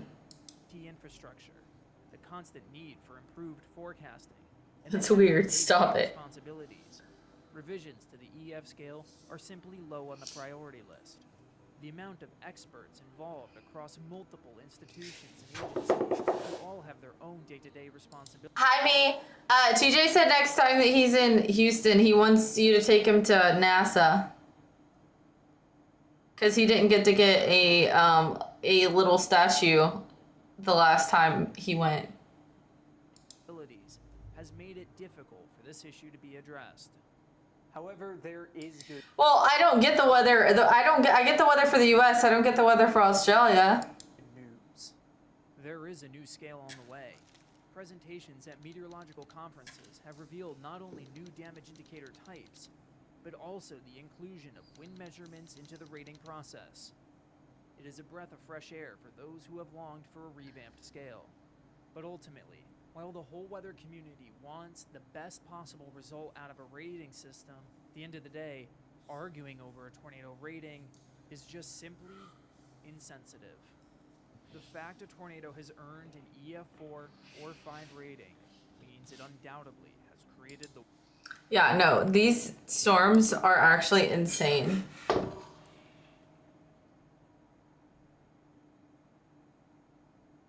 Why are you curling the air? I'm feeling my muscle growth. It feels good.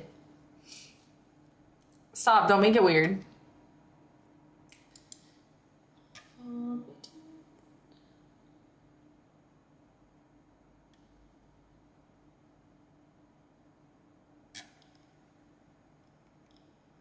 Oh, there's tornadoes going on in Kansas right now.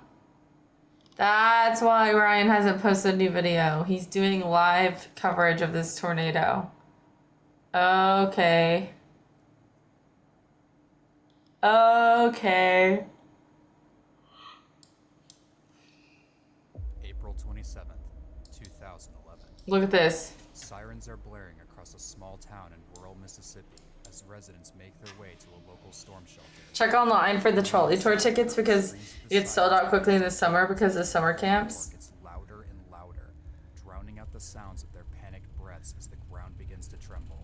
Oh shit. The longest tornado in U.S. history has just entered their town. Oh shit. Cube, send me the name of that game so I can get it. Can you whisper it to me? It's late April, and meteorologists at the Storm Prediction Center are scanning the atmosphere, looking for key ingredients needed for the formation of severe weather when they notice something concerning. A massive... Wait, I can come here in work and I can look for the key ingredients? Guys, my legs and arms are hurting so bad because I think I need to stretch. region But not like stretching on stream. Like, I think I need to like roll, foam roll. This giant, slow-moving trough is bringing with it a belt of extremely fast-moving winds aloft, while at the same time drawing in inconceivable amounts of warm, moist air from the Gulf of Mexico, bringing together a dangerous combination of atmospheric conditions. The mixture of warm, moist air with cold, dry Oh, air shit. is generating large amounts of This is my state right here. needed for thunderstorms called convective available potential energy, or CAPE. Additionally, the fast-moving southwesterly winds of Dude, imagine like sitting in that room and then being like, we have an excess level of CAPE. Like, that would be crazy. the trough are overspreading a powerful, low-level jet of air rushing north, creating incredibly large amounts of both speed and directional wind shear needed to cause thunderstorms to begin rotating. Noting that all the ingredients for severe weather are now in place, the Storm Prediction Center issues a rare, high-risk Oh, outlook for shit. severe weather, including a 30% outlook for strong tornadoes. What's crazy is I think I actually remember being actually I think I remember a really like probably like 4 or 5 from my childhood, but one in specific really bad tornado type storm.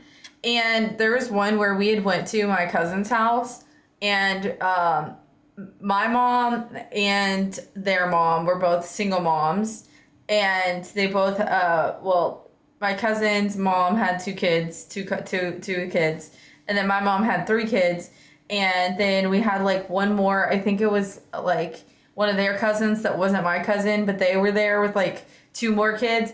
Anyways, we were all in the basement because I didn't have a basement in my house growing up, and I'm not even kidding. Like, because my cousin had played like different sports in school. We all had like the parents, they were like freaking out because it was just like 2 moms with all these kids, right? And they were like, oh my gosh, if a tornado comes, like we gotta figure out how to like shield the children. So they had us like in football. We had like football helmets on with our hands over our heads. We had like football, baseball, like all these different helmets for playing various sports on our heads, like. And then like they ran out, so like a couple of us had like spaghetti bowl pots, like just like covering our heads because they were like, we can't let their heads get smashed in, you know, like that's one of the most important things, you know. If they break like an arm or something, that's fine, but we got to protect like their brains. Anyways, it was crazy. I was like, oh my gosh, like this is serious. The helmet fit you? I had the spaghetti bowl pot.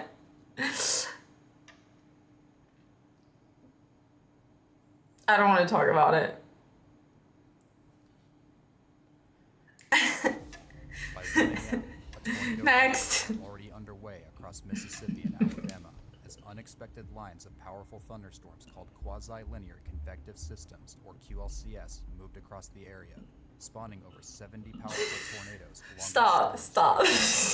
Causing widespread damage to infrastructure. It might have been this storm though in 2011. I would have been 11. It would make sense. Southern Alabama and Mississippi.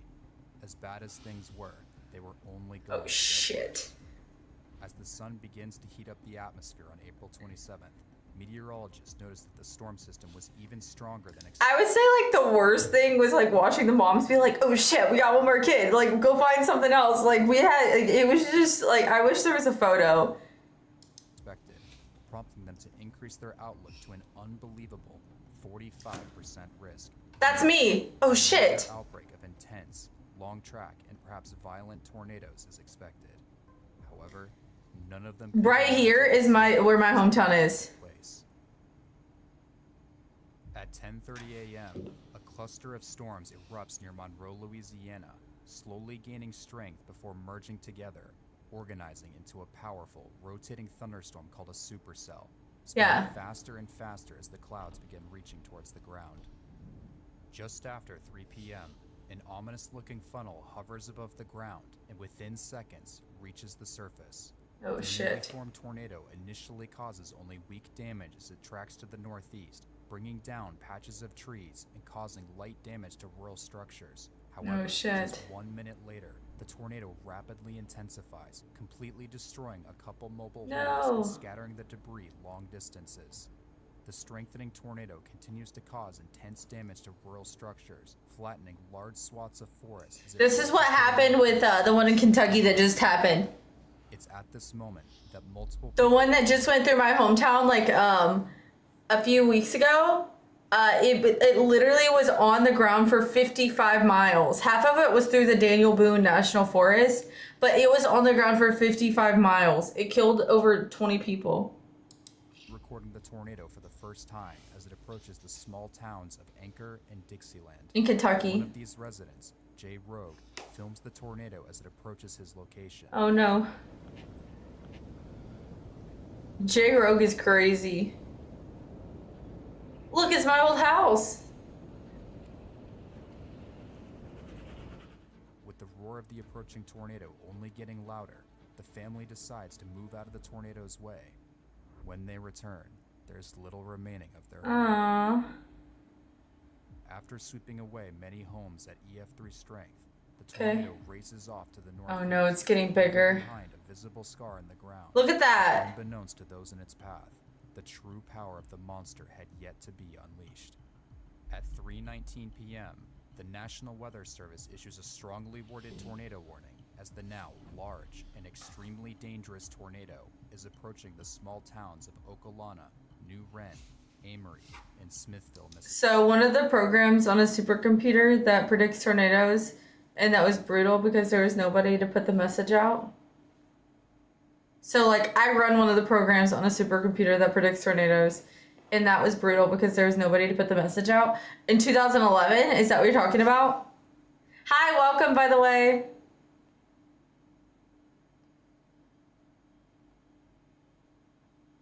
Chief. Mississippi. After crossing County Road 159, the tornado abruptly began showing signs of extreme intensification. Oh, the thing last week, yeah. Trees and completely leveling well-built homes down to their foundations, with some being completely swept away.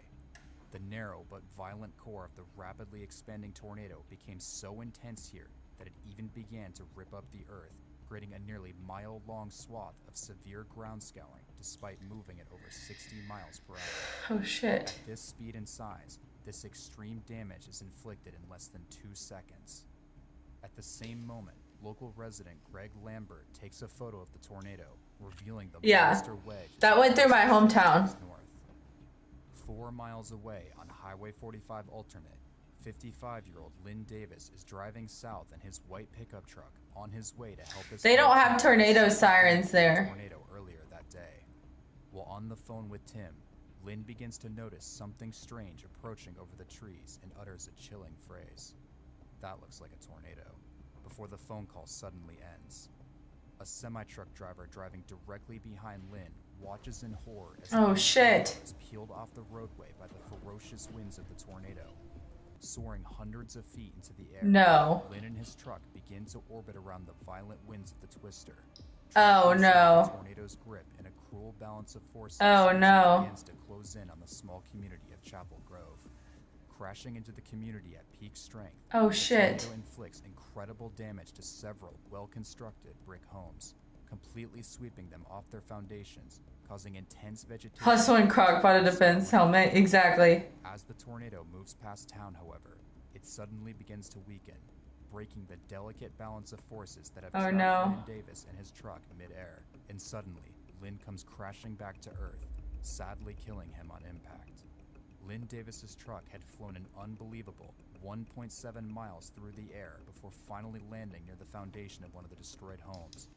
Imagine being on the phone with your friend and you just watch them get lifted into the sky and drug across the freaking city.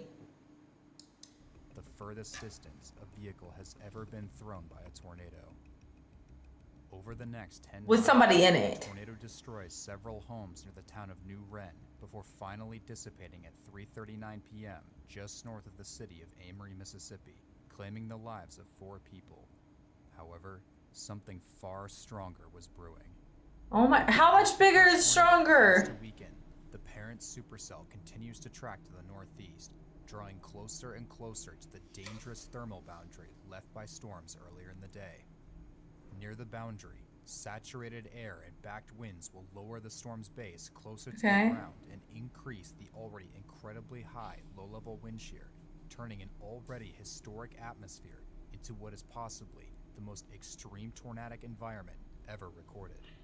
If the supercell could tap into this environment, a tornado of unimaginable power would be released, and at 3:40 p.m., that's exactly what happened. Sirens begin to scream as the supercell merges with a smaller storm to its south. Dude, fuck. Hello?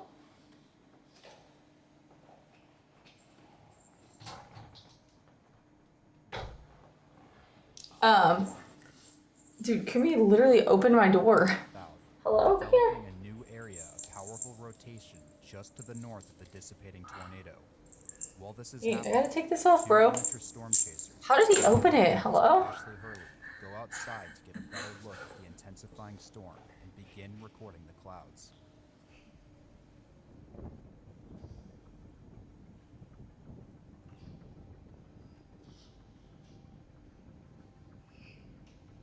Within just a few seconds, the two begin to notice a strange-looking cloud passing directly to their northwest. Hello? It begins Okay. rotating incredibly quickly. Calm down. Okay, that's tough. That's enough. None of that. A funnel lowers Okay. towards the ground. Hello? Hovering just above the surface, Are you the okay, tornado bro? starts its life as a relatively weak vortex. I'm getting attacked. Snapping trees as it moves along the Tombigbee waterway, but this weak phase is short-lived. The tornado's condensation funnel suddenly reaches the ground and explodes in intensity, drilling a narrow but incredibly intense swath of damage, removing several inches of grass and soil from the surface. That actually scared me though, because he just showed up at my feet. A violent tornado crashes into a forest, flattening every single tree in its path, stripping them of their bark. It's at this moment, however, that something unexpected happens.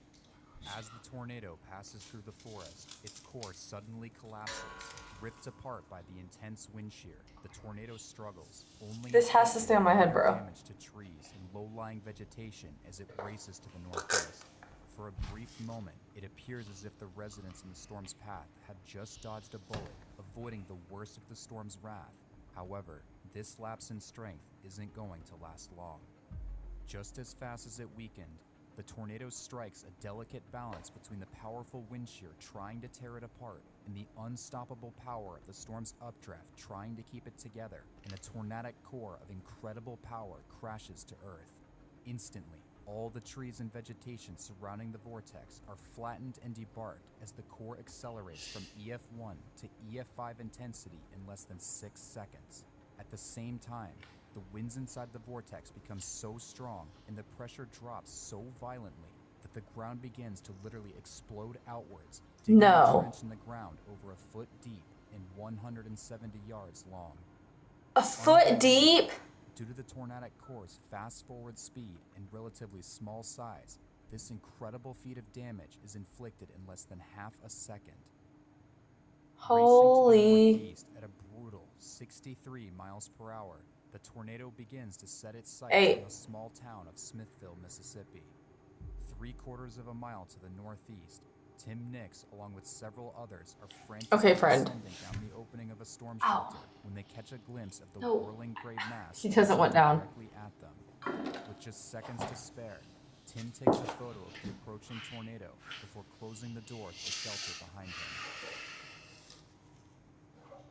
Rapidly expanding. Dude, I can't believe he stopped to take a photo before he closed the door on the shelter. Tornado impacts the intersection of Davis Road and Highway 25, deeply scouring the ground. And Like, all the people could have been, like, actually injured because he decided to stop and take this photo. into tiny pieces and scattering what was left long distances downwind.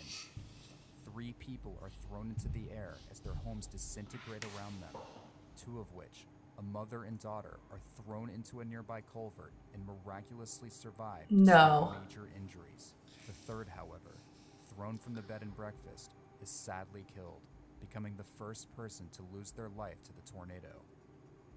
At the same location, 3 vehicles shit. are parked near the bed and breakfast, a large RV and 2 semi-trucks. Okay. As the core passes, all 3 vehicles soar into the air despite No. weighing tens of thousands of pounds each. Flying for hundreds of yards, the RV and one of the semi-trucks come crashing to Earth, deeply embedding themselves into the ground as Holy. unrecognizable husks of scrap metal. The second semi-truck and one of its cargo of 5. Maybe if you wore lots of bubble wrap and a parachute. Never seen again, ripped to pieces by the violent winds. The third one disappeared. That's crazy. Employees working at the Glover Wilkins Lock and Dam begin to film what they are seeing. Dude, get into the ditch. Oh my goodness. To the east of us. Get down, bros. Man, you ought to see this debris up in there. You think? Watch as the funnel morphs into a large wedge shape, moving incredibly quickly and centrifuging debris in all directions. The tornado has gone from a stout cone to a massive wedge Holy. in just 3 seconds. At the same time, 85-year-old Jesse Cox is sheltering in his home when the core overtakes him. The decades-old home is no match for the ferocious winds of the core and is completely swept away, with the debris granulated into tiny pieces, He died. sadly resulting in the death of Jesse. The destruction had been so violent that the concrete foundation itself was lifted, chipped, and partially dislodged, along with completely shredding and debarking all vegetation nearby. That is so They crazy. scour the ground. The tornado begins to enter the main part of Smithville and encounters home after home, pulverizing each one in its path and claiming another life. Just ahead on Highway 25, Jimmy Cowley attempts to race ahead of Are those open back headphones? No. realizes he isn't going to make it. Jimmy turns into a driveway as his windows implode around him. His vehicle is lifted into the air. and Oh my tumbles gosh. As if it were made of plastic before crashing back onto the road. Miraculously, Jimmy survives despite receiving a severe laceration to his head from flying debris. However, many of those around him are not as fortunate. 3 more would lose their lives here as their homes are wiped away. That's the thing though, if you don't have any kind of basement or like ditch to get into, SUV disappears. you're gonna you're gonna die. You know, like you need to be in either a storm shelter or like some kind of underground situation. Into the vortex, becoming a deadly missile as it flies through the air. As the power within the tornado grows stronger, the compact but extremely violent core begins to inflict extreme feats of damage, completely sweeping away homes, throwing vehicles into unrecognizable balls of metal, Oh, I wouldn't. such a I'm strong different. suction effect that curtains in nearby homes are sucked up between the ceiling and walls. Some of the most impressive damage, however, would come from the large trees growing along Highway 25. These trees, weighing several tons each, were not only completely debarked and denuded, but were violently ripped out of the ground and granulated into wooden splinters, leaving nothing behind but dirt-filled craters lining the road. More and more debris begins to fill Hey. the air, becoming deadly shrapnel to anything unlucky enough to be caught in its path. Homes, trees, and businesses alike all become sandblasted by these deadly high-speed projectiles as the storm barrels through. Dude, imagine wood chips coming at you at 190 miles per hour. Away, leaving behind a bare concrete hole while the Ford Explorer continues to soar overhead. Half a mile to the east, a security camera at the Smithville Police Department captures the outer edge of the tornado as objects fly across the screen before the video Oh my suddenly goodness. cuts out. 3 more large, well-built homes are obliterated along Main Street, mutilating trees, scouring the driveways, ripping the No. ground, sweeping the foundation. I've seen funnel clouds, but I've never seen like hundreds of yards an away actual tornado, no. their life. Scattered across town, numerous people scramble underground or to whatever shelter they can find in the few seconds they have left. The ground began to shake as a deafening roar grew louder and louder. One survivor described the sound as if a giant hammer was pounding the ground over and over again, like a sonic boom that repeats itself. Yeah, everybody says it sounds like a train. The tornado claims another life as it closes in on the Pearson family home, where Carla Jones is babysitting 3 children. No. With the deafening roar of the tornado quickly approaching and not enough time to make it to a shelter, Carla rushes the kids into the home's bathtub and lays on top of them in an effort to shield the children from the worst of the storm. I bet you she dies and the kids live. Going to the safest place possible in the large 2-story home, no structure is capable of surviving what's coming. The entire home is torn down to the concrete foundation. Incredibly, the home's anchor bolts are ripped up and swept away, leaving nothing behind but a clean slab and completely debarked trees. The 3 children disappear into the vortex and are found 100 yards away on a nearby baseball field, severely injured but somehow still alive. Dude, I want to find these kids. Is killed. I told you Carla would make it. 37 years old at the time and gave her life to save the 3 children. Simultaneously, the red Ford Explorer that was picked up half a mile earlier along Highway 25 slams into the Smithville Water Tower, colliding with such extreme force it leaves a large 6-inch deep dent into the structure's solid steel frame. Dude, ain't no way they know that was. The tornado's grip. Ain't no way they know it was that red truck. Mass just seconds before impact, Michelle. How do they know it was the red truck?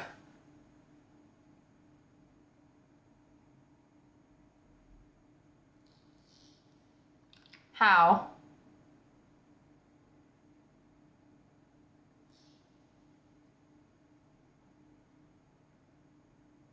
Michelle Wardlaw and her grandmother run across Elm Street. Oh, to the shit. storm shelter. This is actually giving me anxiety. Together speak to each other over the deafening roar. They watch in awe as cars, trees, and pieces of houses fly above their heads. Michelle and her grandmother are swept off their feet by the ferocious winds of the twister, but in an incredible stroke of luck, land inside the doors of the storm shelter, sparing their lives. No way. Would not be so fortunate. No way. Stroke of luck, land inside the doors of the storm shelter, sparing their lives. Their neighbors, however, would not be so fortunate. As the tornado crossed, They landed from the sky onto into the storm shelter. Intensity, inflicting tornado damage so extreme it seems inconceivable. Deep, extreme ground scouring carves into the surface as half a dozen large, well-built, multi-story homes are wiped off the face of the earth as if they had never existed. The tornado destroys the homes so violently that the debris was granulated into tiny. Guys, that looks like gravel. Not even a road is able to survive the terrible winds as the tar surface peels away into neatly compacted rolls. So that's what happened in my hometown, like last week. The highway that you drive down, like Highway 27 in my hometown, the tornado went through it and just left it dirt. Like, and like the road's been repaved multiple times. So it was like a huge, like thick chunk missing from the road, and they had to redo it. Of the 8 people in this area who didn't make it to an underground shelter, not a single one would survive. So I'll tell you guys. Carving into the landscape, the tornado crosses Monroe Street and reaches the Smithville Cemetery and Funeral Home. Oh no. Gravestones are ripped apart and lofted as the entire brick funeral home is granulated so violently that the bricks turn into a fine powder. The only things remaining on the property are a bare concrete slab and craters where trees had once stood. That means that there had, I mean, like, depending on if they were planning any funerals soon, like, there's just random, like, people's bodies scattered out. Alongside the destroyed funeral home, a red husk of steel. It probably is AI. The debris and debarked vegetation. I hate to say it, even if it is AI, I like his voice better than the last guy's. This ball of steel was the red SUV picked up along Highway 25 that impacted the Smithville Water Tower. The truck had completed a mile-long journey through the air before finally landing among the devastation at the edge of town. Crawling out from the destruction, a man in town takes out his phone and begins to film the monster tornado. Oh, dude, get in the ditch. Stop trying to be a YouTuber. Over a mile away. In less than 2 minutes, the entire northern half of Smithville was completely destroyed, leaving behind a hellish landscape. and Holy. taking the lives of 16 people. But the tornado is far from finished. At 3:47 p.m., the tornado finally exits Smithville and begins to track through rural forested terrain, growing wider and wider. No, this is, width of nearly a mile wide, flattening entire. It's not California. To this day, these images depict some of the worst vegetation damage ever inflicted by a tornado. Darnell Columns, worried about her daughter Camille, the same Camille who recorded the tornado's first moments back in Smithville, steps outside and captures the violent wedge passing just to her west. This image is by far the most iconic image ever captured of the tornado. This tornado went through, it's Smithville, Alabama, and it went through Mississippi as well. Or Smithville, Mississippi, through Alabama.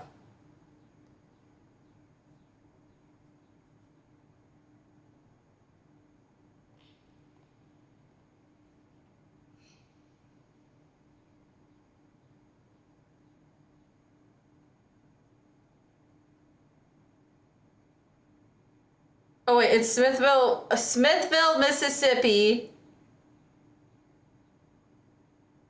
Smithville, Mississippi, and Alabama.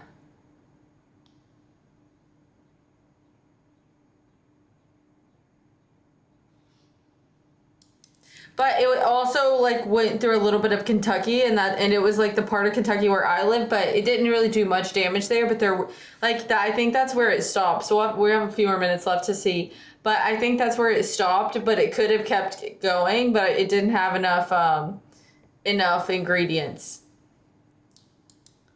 After crossing the Alabama border, the tornado's track begins to shift more to the east, putting the projected path straight towards the town of Hackleburg, itself obliterated by another EF5 tornado just minutes earlier. However, as the tornado approaches, a miracle seems to take Shoot. place. The path curves farther to the north, sparing the already devastated town, but now moving dangerously close to rural homes northwest of the town of Hamilton. Running to the back porch of a home, Scott Smith films the tornado as it crosses over Interstate 22, passing dangerously close to his home. We're watching one go across about a mile from us right here, right now. See the bridge? That sounds like my grandpa.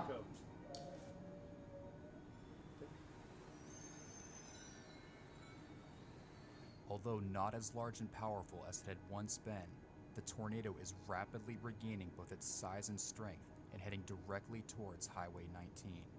2 miles to the north along County Road 157, Dave Forster begins filming the tornado as it passes to his south, revealing that within just a couple minutes, the tornado has already morphed back into a large wedge. At the same time the video is being filmed, a large family home along Highway 19 is directly struck and destroyed. 6 people tragically lose their lives in this single house alone as the walls collapse. Damn. Racing through the rural areas at nearly 70 miles per hour, the tornado explosively intensifies, regaining its extremely violent core as it crosses and parallels Highway 20. Thousands of trees are completely debarked and flattened, with even the ground beneath them. Did we win yet? No match for the violent winds. A collection of manufactured homes, along with vehicles nearby, disappear into the vortex as if they never existed. That's crazy. Scattering metal fragments hundreds of yards away into the obliterated forests. Tragically, 51-year-old Rodney Abels is killed when his home is overtaken by the tornado. Moments later, his wife Sheila, who survived the Hackleburg tornado earlier that day, arrives home only to find a bare slab. That is so sad. Incredibly violent damage to trees and rural structures, the tornado remains over mostly forested terrain, avoiding the populated areas north of the town of Hackleburg before beginning to gradually weaken and finally dissipating 2 miles east of Hodges, Alabama, after being on the ground for nearly 40 miles. The tornado had ended. Wait, where are you guys going for dinner tonight? TJ? Guys, I'm getting hungry. I'm gonna have to go make something. I want to make something. Maybe I'll record it. I want to make something Asian. I don't know what. I gotta see what I have the ingredients for.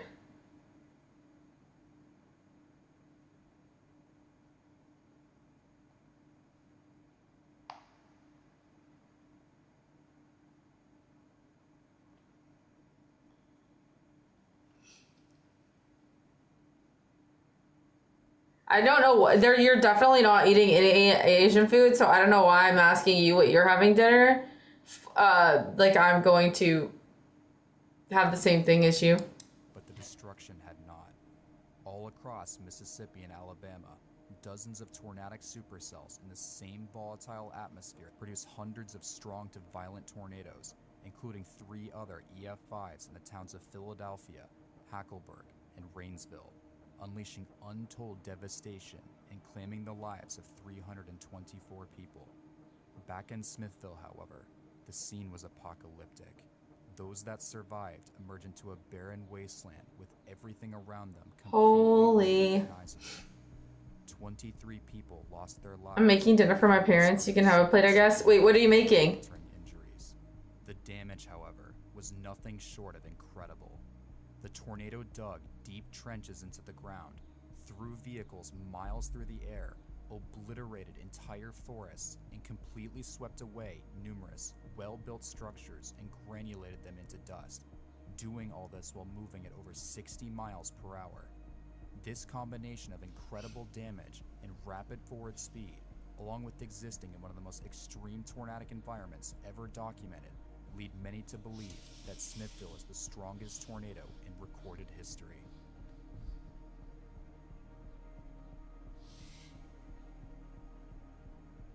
Big ziti meatballs is homemade garlic bread. That actually sounds 10 good. years later, the residents of this small town in northern Mississippi won't soon forget that tragic afternoon on April 27th, That's actually so cool that they did a memorial site where it's one part of the place where the tornado went through for the lost lives. You see the guy on the reels. Wait. You see the guy on the reels that's from Cali has an accent. Some chick texts him. Wait, what? I thought you were going to give me an idea for a recipe. I don't know what's going on in that. I'm in Louisiana. Nice.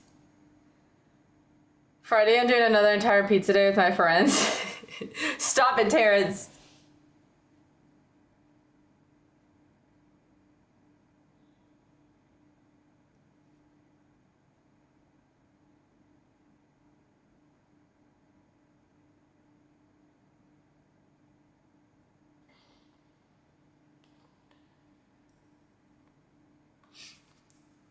Maybe not all pizza, but a whole day of food.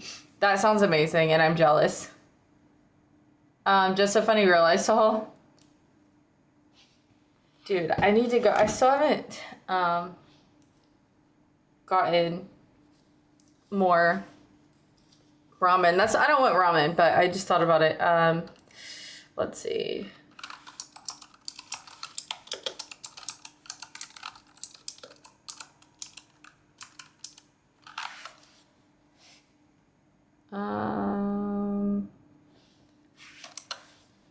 Ingredients I have at home. I know they don't know what I have at home, but they might. What do I want? I'm just trying to get an idea.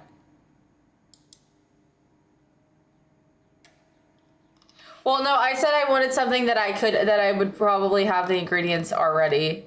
Something that I didn't have to like purchase stuff for. I have ingredients. I just don't want to have like random things that I wouldn't have. I really want like some orange chicken.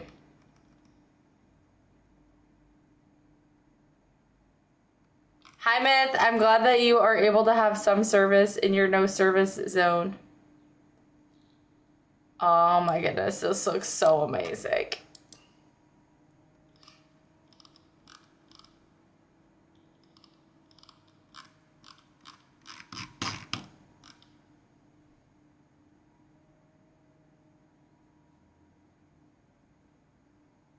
What are the ingredients?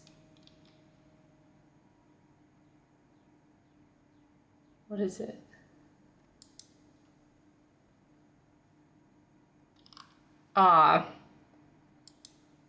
Lettuce? Take a picture of the inside of your fridge. I need to go to the grocery.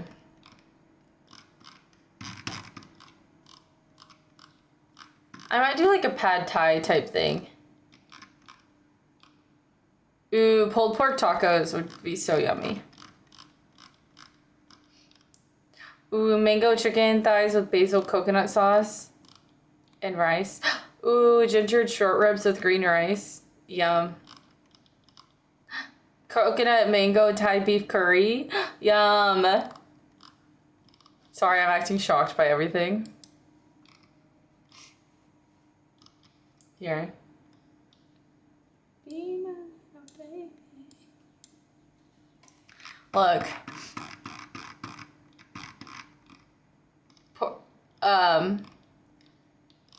Okay. Look at this. Mango chicken thighs with basil coconut sauce. Gingered short, this looks amazing. Gingered short ribs with green rice.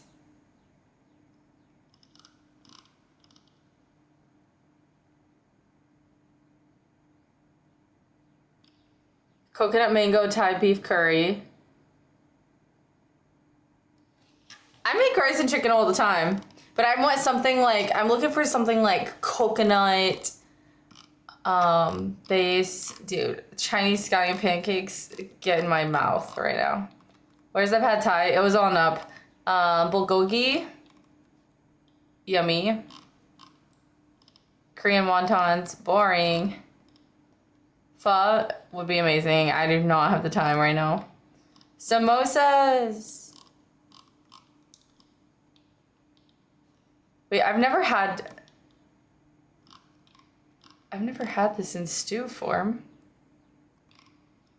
That would actually probably be so yummy.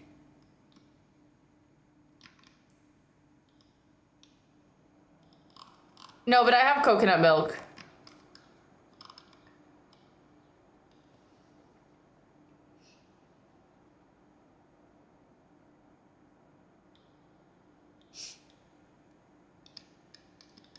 Chicken korma.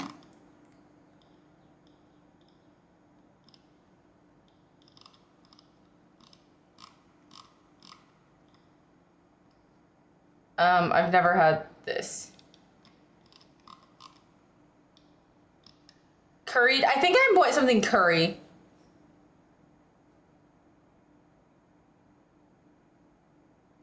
Cut the top. Wait, what? Cut the top off, put ice and tequila, and add weed. Curry smells so bad, but it tastes so good.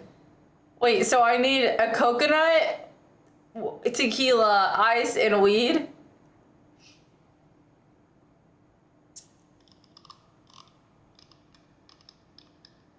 Mongolian beef.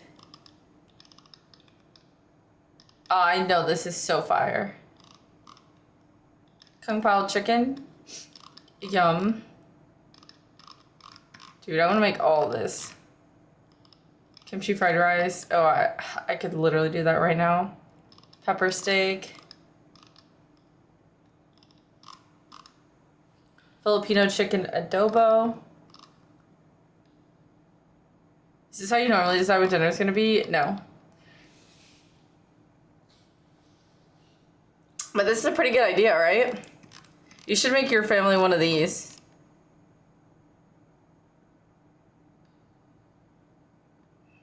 And then ice and drink it. Torsashi? I mean, I might have had it. What does it look like?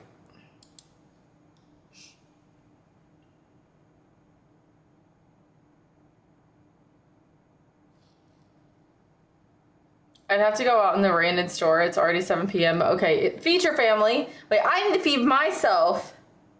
Oh, it's an hour later for you. I was like, what the heck? Did I just spend an hour scrolling through this? No, but we did spend an hour watching tornado videos, which was actually really interesting. I'm gonna send that to my mom, that video, and I'm gonna ask her if that was the tornado that I put a pasta pan on my head for. The pasta's in the oven? Okay.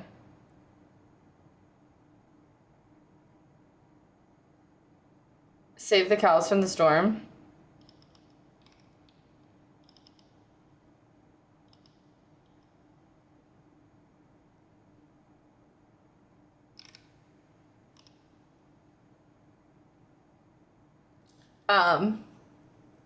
Joel want to put it in the freezer? Dude, I can't even read the chat right now. I don't know what's going on in there, but it's scaring me.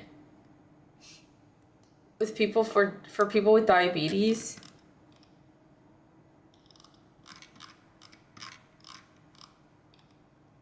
Dude, is this a sign that I have diabetes?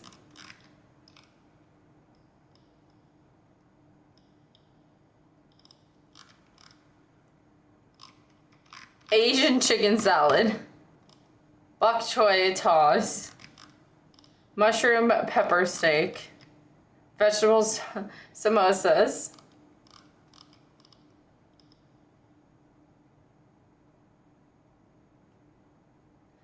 You know what's ironic here? I searched that tornado once on YouTube, and now all my recommendations include some of the former tornadoes. So, like, for example, there's a Minecraft mod that adds tornadoes, and that apparently is new. And yeah, I blame you for that being in my recommended. You just click ... not interested. Honey chicken stir fry would actually be good. Thai chicken and slaw. Sesame beef asparagus salad. Shrimp and noodle bowl. Recipe of the day, no thanks. No, I don't think I actually have diabetes. I would just get a blood sugar monitor and check it that way. Oh, my sister called me.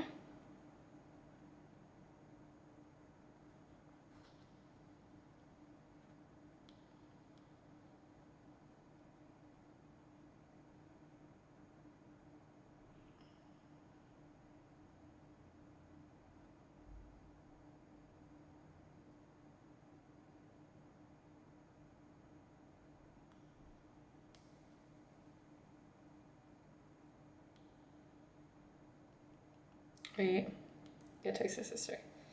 For her, if she apologized.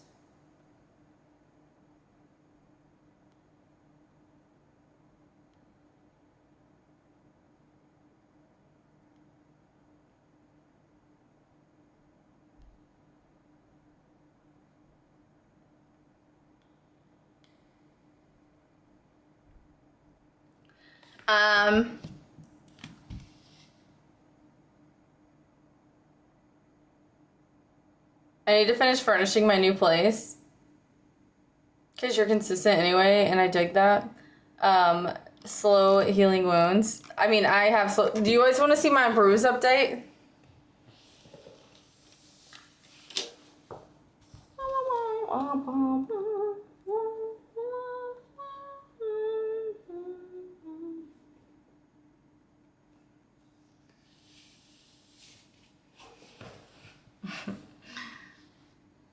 How did that happen?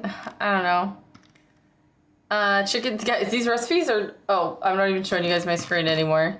Dude, that's embarrassing. Spicy coconut shrimp. Ooh, I love coconut shrimp, actually. Curry egg scramble. I do not want eggs right now. Okay, I think I have an idea what I'm gonna do. So clumsy, never mind. A quick serenade for the bruise. Did I say something? Did I sing? Do you want me to sing? What happened?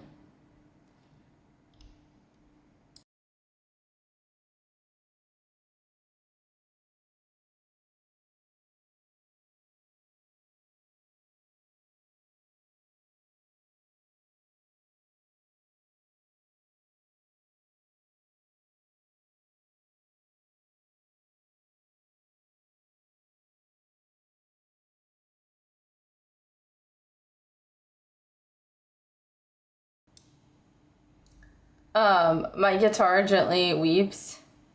Don't talk to him no more. What is going on right now in the chat? Like, sometimes I feel like I'm in a simulation. Ooh, I could always bring back the spring rolls. It's always a possibility. Ooh, honey garlic ginger green beans. Dude, I might do this as a side just anyways. This looks phenomenal. Wait, I always forget about this. Honey garlic green beans. I love honey green beans.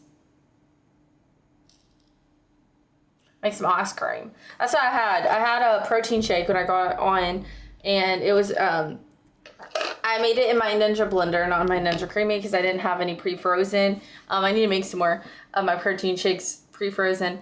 But I made this one in my Ninja blender, and I did protein, half of a banana for creaminess, and then I did almond milk, and then I put chia seeds on top with a spoonful of peanut butter. I think Huck means you don't talk to anymore. I do talk to you. Gotta love the Mexican version. Do you like waffles? Not at night. I like chicken and waffles. I like pancakes over waffles most of the time, though.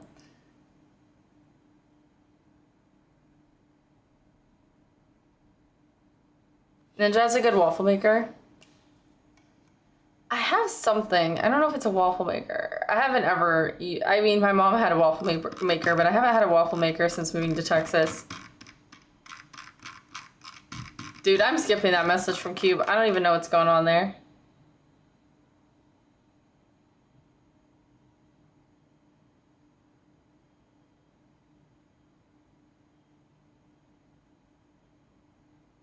It's a vertical one. I'm sorry. I don't know how to play poker. Cyber Monday, whoops. How much was it though? Because I could get one I could get one on Amazon for like $20. No, TJ's the one who has to have everything that Ninja makes, not me. 30? That's not bad actually at all.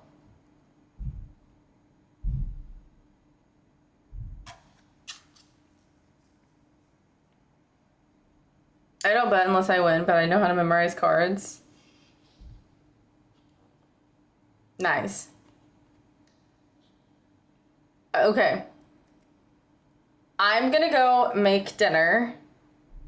I might get back on later. We'll see. Might get back on for another late night scoop. But I'm gonna go make dinner. And guys, by the way, we are having a squad off. I don't know how we're going to judge it, but just make sure you guys are going to the gym if you are able to, because you don't want to be last, and you'd like to be first, because if you're not first, then you're last.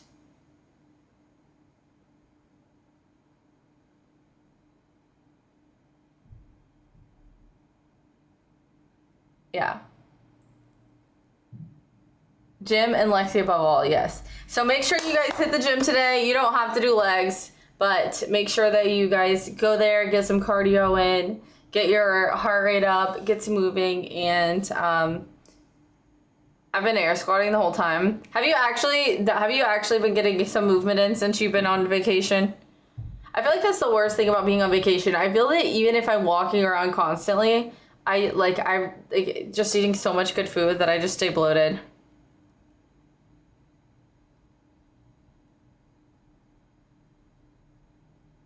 Zero movement only with my jaws. That sounded sus. It did. I can squat 1,000 pounds. That's actually impressive if that's true.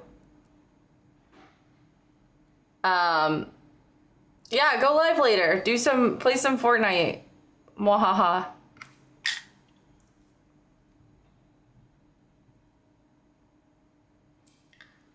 Okay. Catch you guys later. Thank you for being here.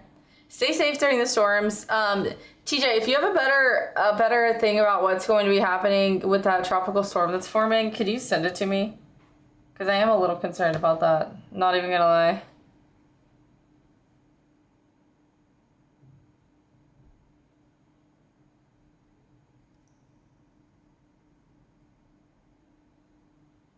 The only time I'll play is if you reinstall it, but you want me to help you?